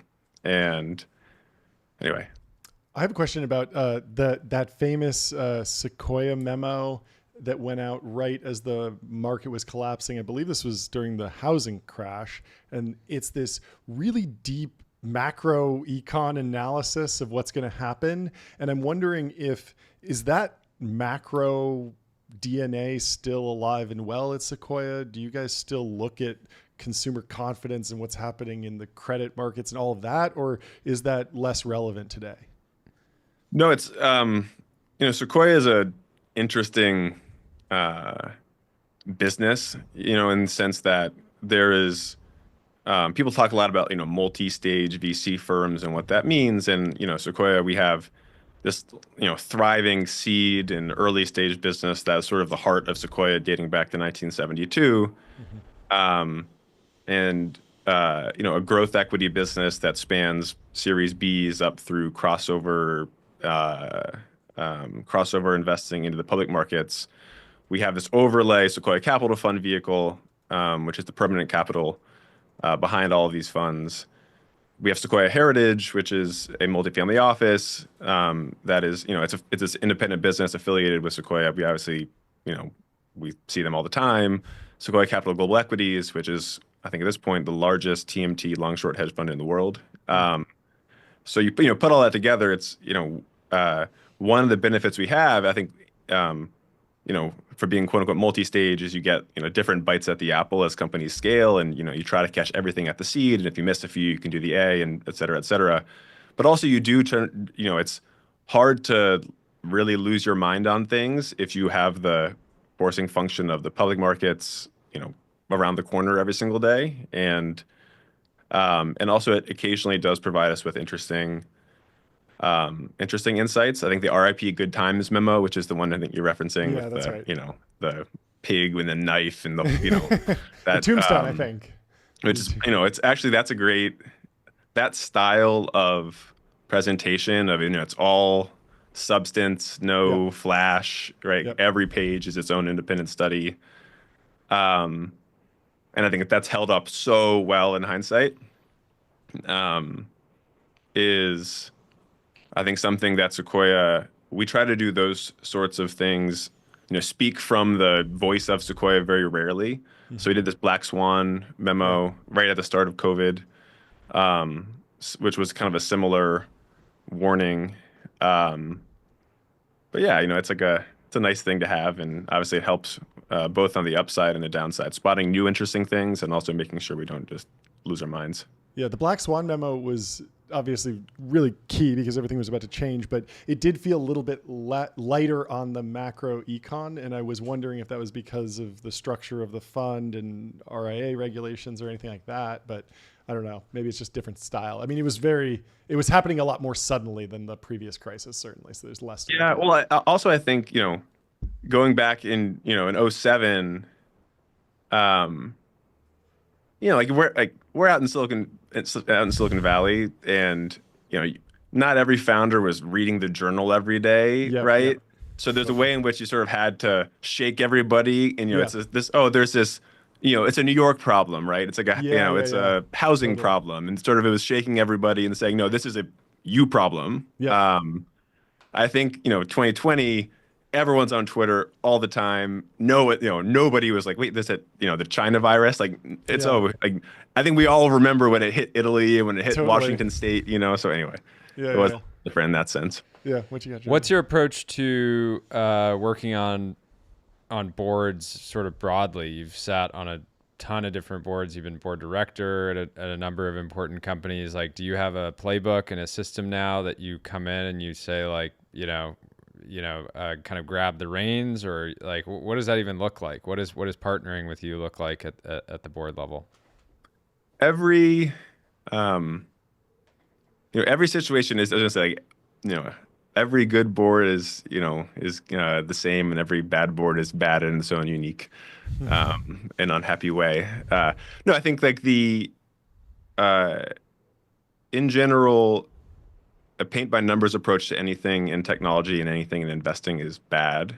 And I think the worst board members tend to try to be the people who come in and take the reins and run that company through their playbook, because playbooks age very quickly, especially in a world of accelerating change.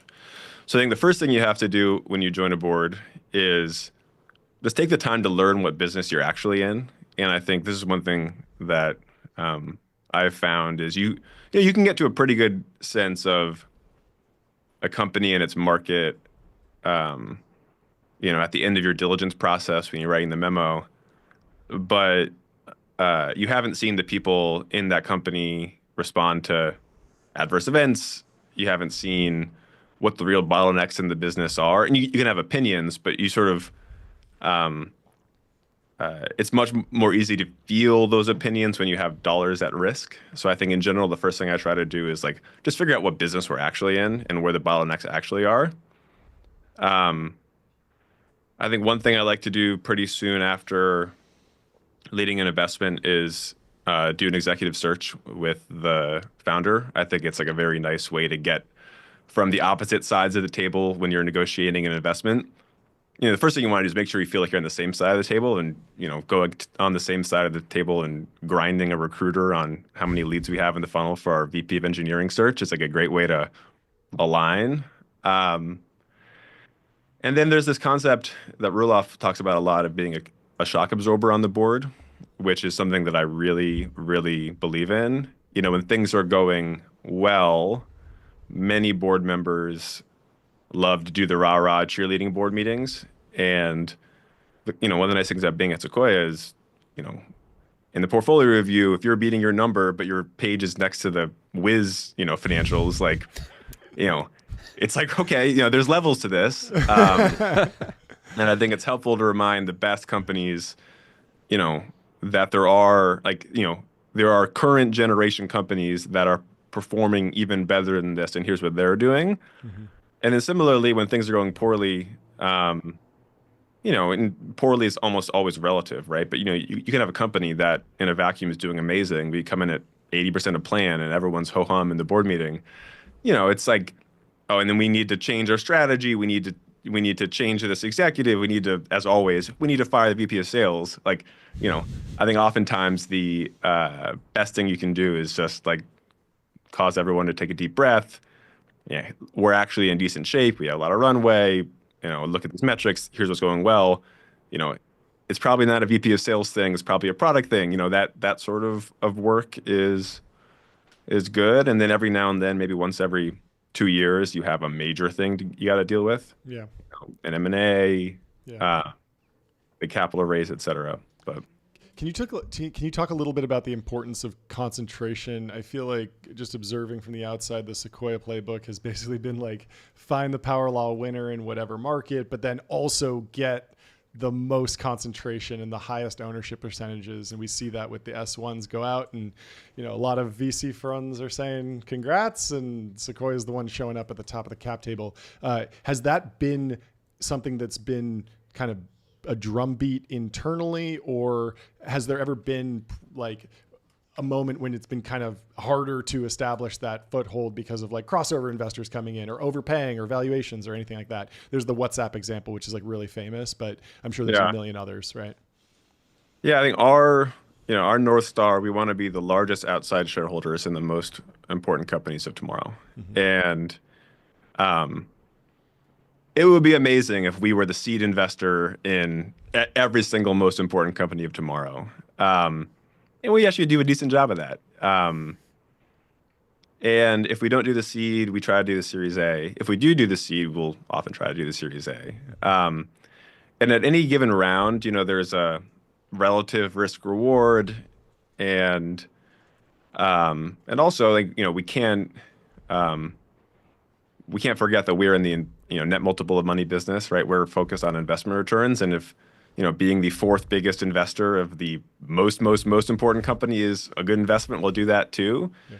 But I think the ability to double down and triple down on companies that we really believe in and hold them for the long term, like that's the other thing that often gets lost is there's a famous example of like Sequoia and Apple. Like, do you guys know how much money Sequoia made on Apple?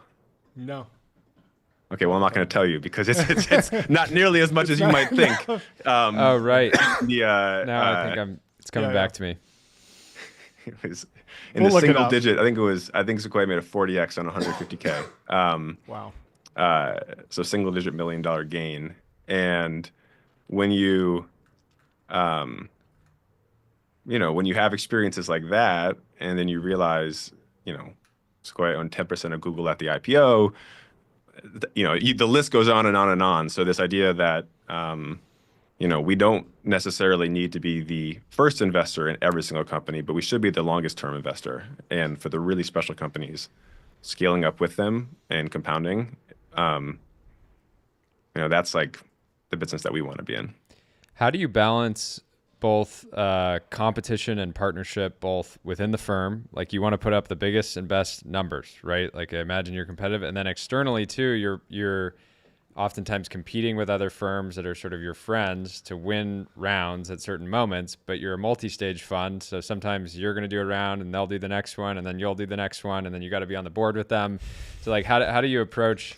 You have to sort of show up at some points and be like, I'm going to win this deal. And then at other time, and then the next day you're back to being, boys. Boys. Yeah. Well, it's funny. There's been, this is one of those like really wonderful things about Silicon Valley. I remember one time, I'm sitting in a board meeting and I'm sitting next to somebody who I know has a term sheet in on a company that I also have a term sheet in on. I think he must know, and I definitely know, but we're not going to talk about it. It's like anyway. So I think it is actually quite wonderful, this ability to sort of or you being there's even like it's constant, right? Like we're co-investors in this one company, but we're investors in the direct competitors in this other situation. Yep. To me, the lesson is just like always try to do business with good people and trustworthy people, and try to find front stabbers, not backstabbers. Mm-hmm. is a good rule of thumb. And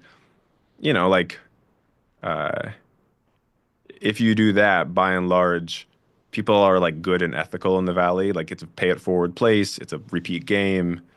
I think there's a reason why a lot of the bad behavior comes from people who aren't from Silicon Valley. It's like, yeah, it's actually a wonderful place to do business in that way. But Sequoia, we are as cutthroat as it gets, right? Like we are front stabbers. We'll like, we don't hide that in general. We want to do usually as much of a round as we possibly can. We'll tell you what we're willing to pay. We're not externally necessarily with investment banks or with search firms known for being like the easiest group to deal with. Mm-hmm. But I hear often like, oh, Sequoia, I've heard it's really tough internally, like really sharp elbowed. And I mean, the stakes are really high. It's a small team. Expectations on performance are insane, right? And like, it's a consensus. And that's where it's a consensus investment process as well, where you don't need to just basically close you. You got to close, if you're an entrepreneur, you got to close all your partners, correct?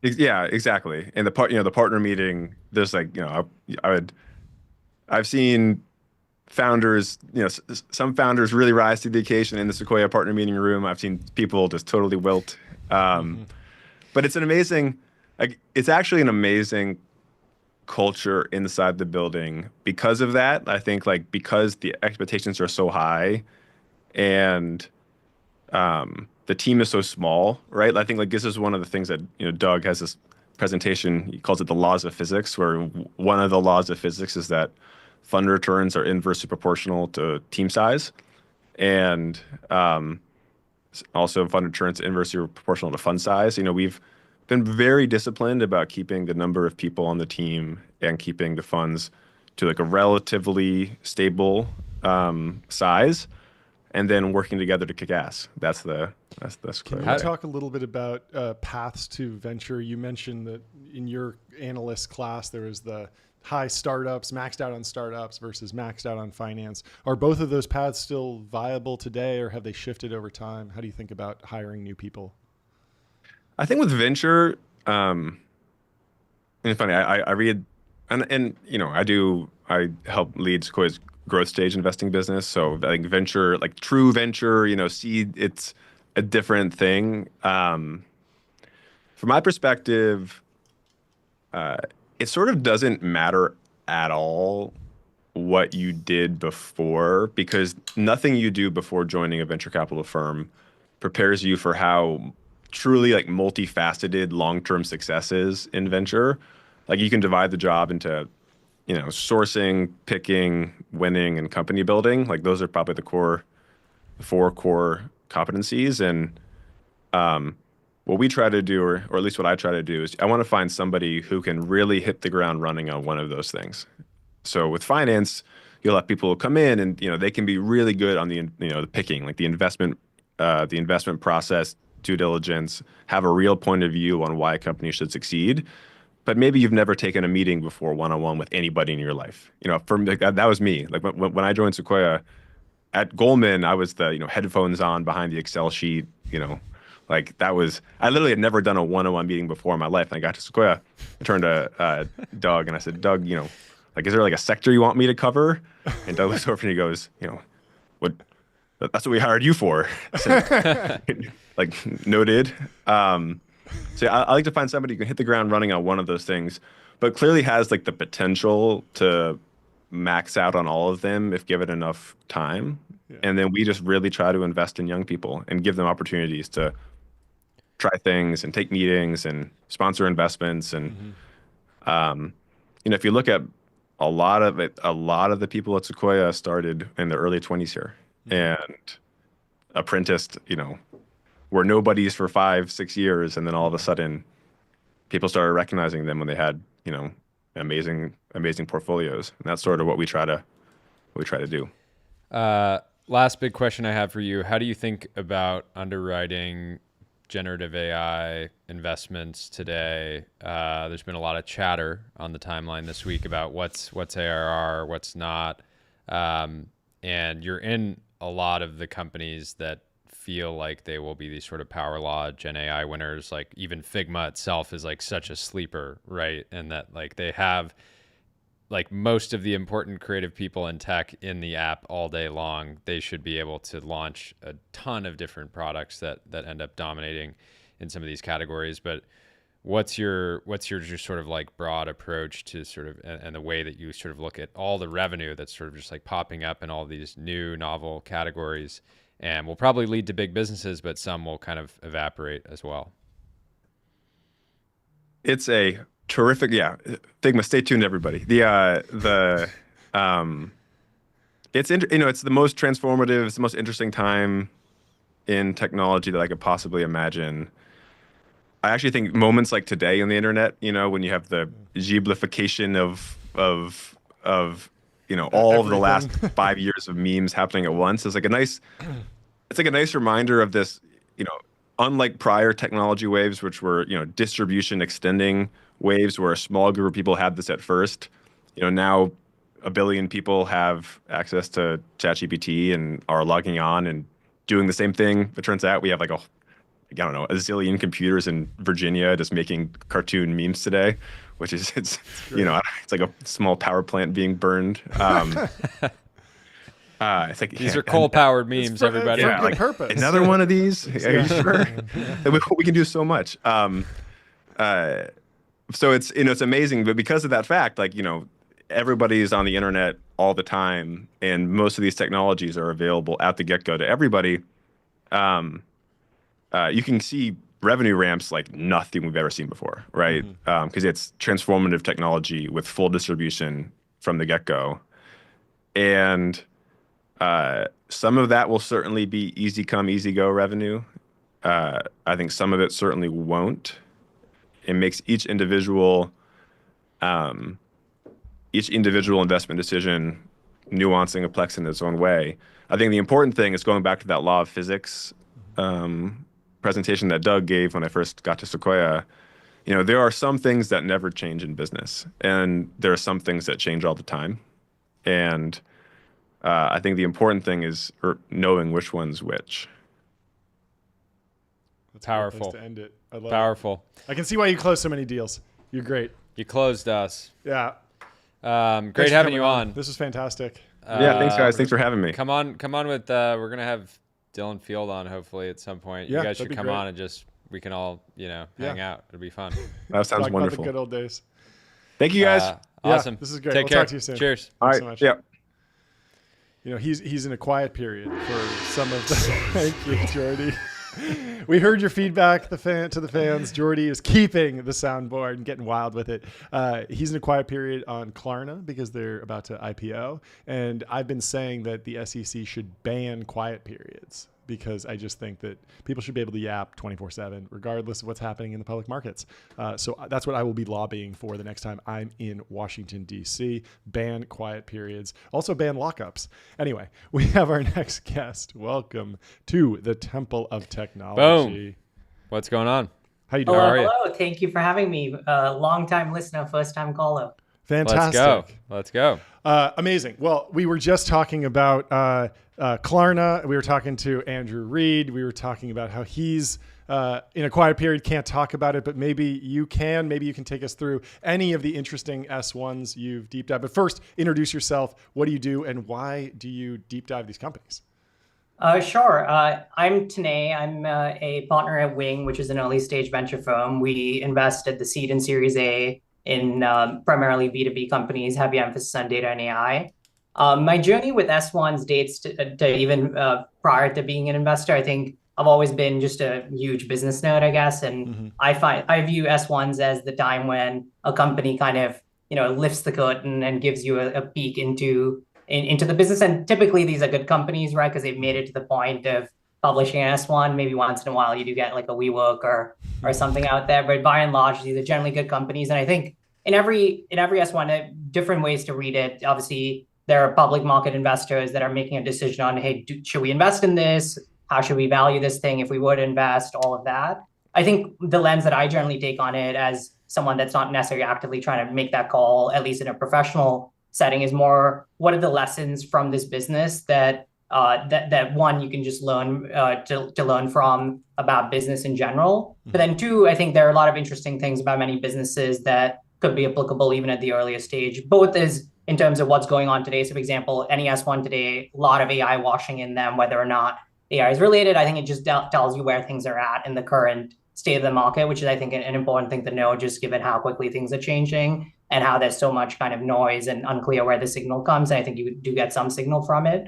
And I think the second is, like, depending on the kind of company it is, there's a lot that kind of similar startups, maybe that are even 10 years earlier, can take from it in terms of almost like lessons and playbooks of, how did they solve that? How did they grow their TAMs over time? How did they figure out reaching these customers that are maybe difficult to reach?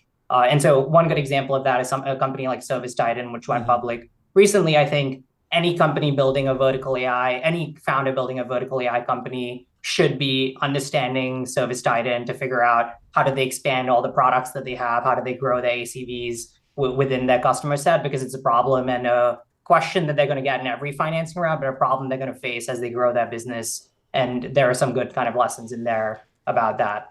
I remember when I think when Snapchat published their S1, it revealed how much they were spending on the cloud, and that might have moved cloud budgets. Have you ever seen an S1 that's been almost like a bull signal for a startup, in the sense that, like, you can see a line item on some company that's going public and, hey, they're spending a lot of money on this Series B company. We got to go talk to them and see if we can do the next round? Oh, I think there have been a few like that, in terms of it just tells you that some spaces are ripping as well. And I do think like this CoreWeave one is going to lead to a lot of other interest in, for example, the data center more broadly. Because I think what's happening is that basically all the big tech companies are spending $200 billion a year of CapEx on that buy, right? And obviously NVIDIA is like the big winner and the beneficiary of that. But reading through CoreWeave, I mean, CoreWeave is like such a small pie, but it's like Microsoft's like 60% of their revenue in like a year, right? And they're growing their revenue from 20 million to 2 billion in like 2 years. Like, what companies have done that in the past? And I think what it tells you is that there's just so much demand at that layer of the stack right now that if you have a compelling solution there, even if you take up like a small pie of like the budgets, you can race into these hundreds of millions of revenue very quickly. So I actually think this one is going to be like is going to renew some of the interest. And there has been a lot of interest in the chip companies and all of that, but in other areas and almost like that data center stack, just because there's so much spend and so much build out still happening. And so I think that's actually a good one in terms of in present day even. You guys? How feels like CoreWeave is actively sort of positioning itself to make sure that they're trying to sort of like get in front of the core questions, which is like, hey, you have some of these big contracts. They're long-term contracts, but they're not super long-term. Like so revenue they're sort concentration of like, too. Yeah, revenue concentration issues. They've been working on this big, OpenAI deal. Do you think that investors will even care? Obviously, you're not a professional public markets investors, but do you think the market just wants like a pure play stock like CoreWeave? Is that part of why they should just get out and maybe the revenue concentration doesn't matter? Because we're in the meme market still, and in many ways, business fundamentals don't matter. It's so much around narratives, vibes. Yeah, no, I totally agree with you. I think in this initial period, I think how CoreWeave trades is very much going to be about narratives and vibes and memes. And speaking of memes, I mean, this is a company that was started by 3 former commodity traders that, basically got a bunch of GPUs together to mine crypto and then pivoted to AI, right? And this is the Web3 to AI pivot done right. And it's, going to be like whatever, $25 billion company in like a few, in like 6 years, basically. So it's kind of incredible in that sense. I think onto your core questions, I think so much of it is going to be around that. I think like the public market investors who are going to think about it professionally are viewing this as like, do they have the potential of becoming like this kind of AI hyperscaler or this AI cloud? And, they'll talk about, we have the 15 billion from OpenAI commitments over the next 6 years coming through. We have a bunch of 15 billion of performance obligations from prior contracts that are already going to hit over the next 3 to 4 years. But then on the flip side, you have Satya going on podcast saying that, hey, I'm glad that we're a leaser of capacity because there's going to be a surplus of supply over 3-4 years. So that isn't a farewell for, is this going to continue beyond that potentially for them? And I do think it's one of those where into timing, I think this is the moment in time, right? This is the time when when there are some people that feel like they missed the boat on NVIDIA, some, especially including the retail investors, right, who are like, oh, this is now a new pure play generative AI workload company. And so I do think it's good timing from that. The other thing though is they need the capital because they do lose a decent amount of money on like a free cash flow basis. I think they lost like $6 billion last year. And so they have some cash in the bank, but they do need the capital. And so it feels like a good time for them to get out and, play into these memes and narratives and also, obviously allow some of the early investors to like. Sorry, you can't hear it, but he just played the loudest gong sound because of how big the $6 billion is. How much money they were losing. We really got to figure it back to you. Can hear the sound if you don't get the joke, it's not going to land. We're just cracking up. Anyway, I want to stay on CoreWeave. There's been this narrative of like, will they get out? Won't they? I saw Martin Shkreli say, oh, they're 5x oversubscribed now. Can you just take me through like, what is the emotional roller coaster that a company or a CEO or even a public markets investor goes on when one of these S1s drops? There's the quiet period, and then there's the S1, and then later there's the IPO. And like, what is the normal cadence, and what should people be paying attention to?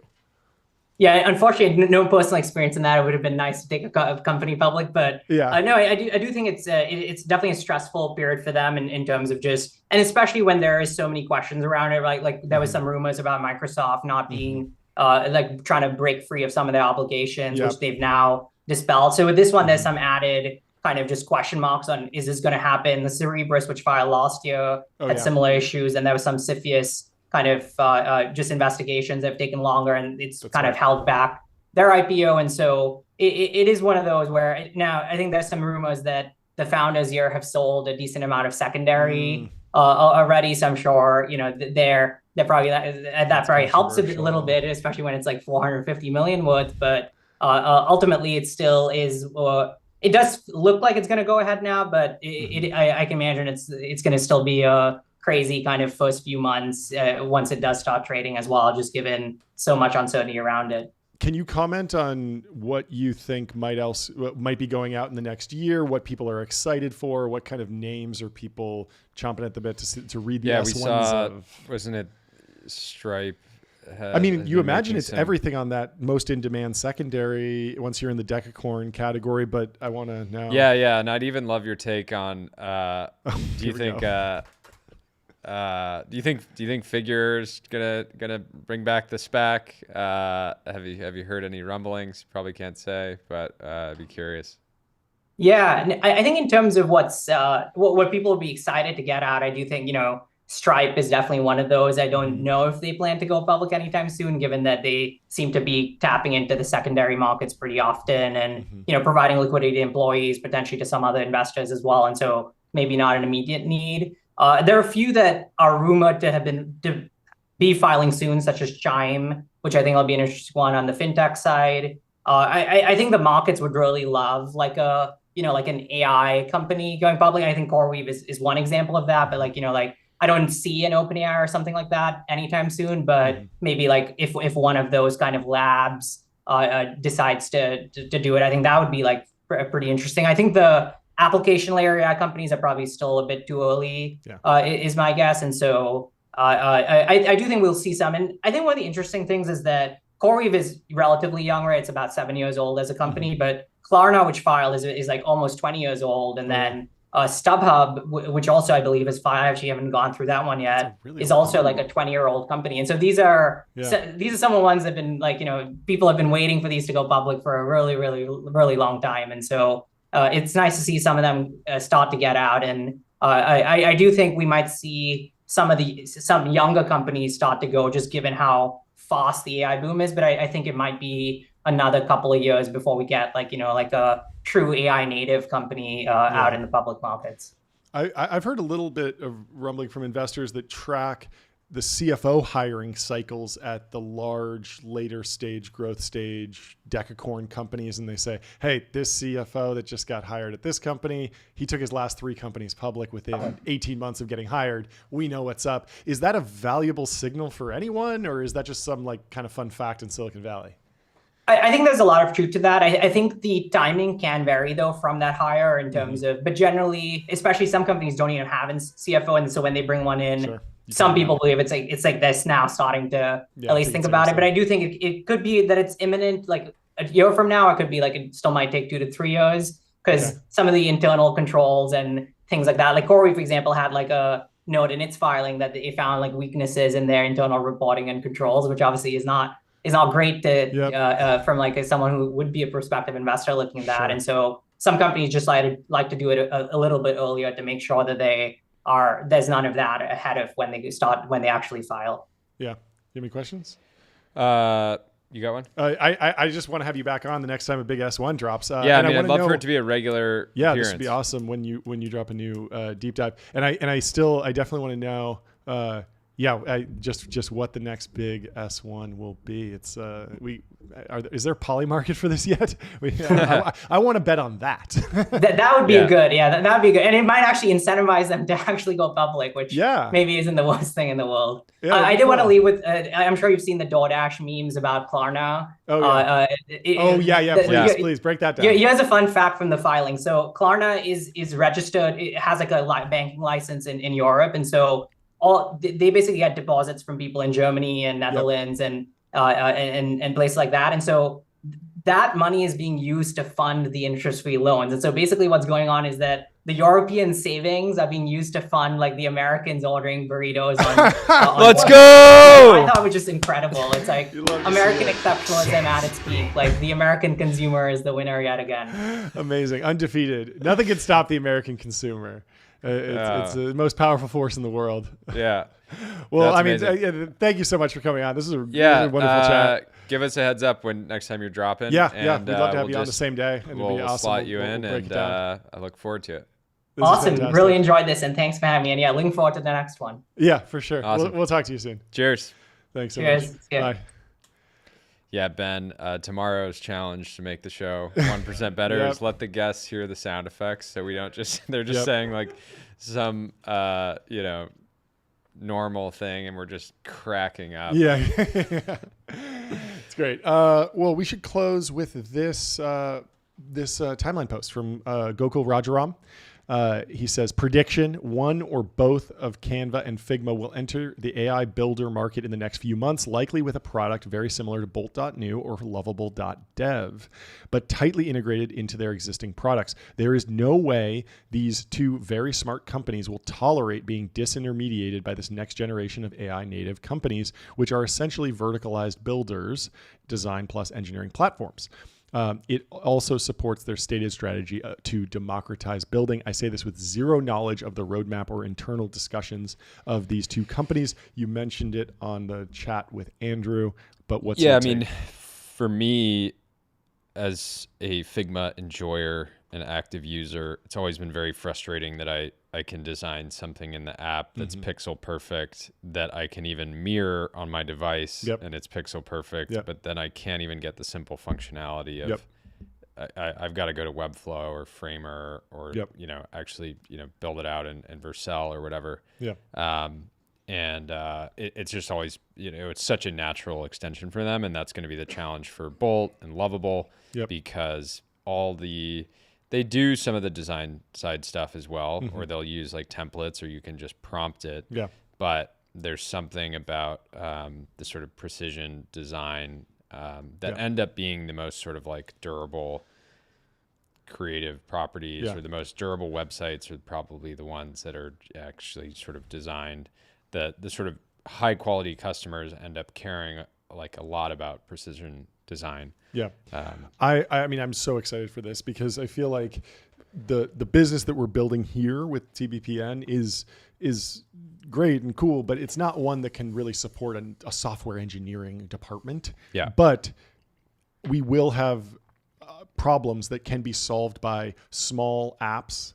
And with this new wave of generative AI, with better tools from Figma and integrated AI building products, we will be able to either personally in a weekend build something that makes the show 1% better, or hire someone to work on that for just a weekend or a week, or even have one person on staff that can actually build and maintain systems that speed up our workflows. And then of course, some of those will turn into SaaS products that we'll wind up building. And we'll just say, hey, the thing that we built internally, we're shelving it. It doesn't matter if we built it in a few days, as opposed to previously, the idea of building custom software at a media company was crazy, right? It was a huge waste of resources in almost every scenario. Totally. So I'm really excited for this. I have a bunch of ideas for little apps I want to build, deploy to my phone. I was reading a post from Andre Karpathy, and he was saying that he's now gotten to the point where even though he doesn't know how to program for iOS, he was able to vibe code an iOS app, deploy it to his phone, and he doesn't need to world's go, most talented programmer. It's like, Andre, you can probably learn it in a weekend. Let's be honest, or an hour.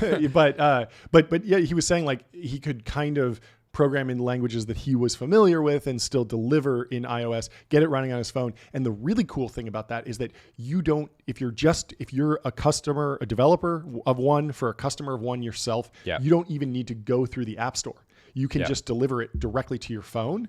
And so all of a sudden that opens up a whole new world of things that you can do that the App Store might say, hey, no, this is a violation of some sort of TOS, or we need to review this. We can't change this. And by the way, it's going to take you 2 weeks to approve this. You're going to be able to just say, hey, I have an idea. I need it on my phone. Boom. The next day it's there. And so I'm really excited about that.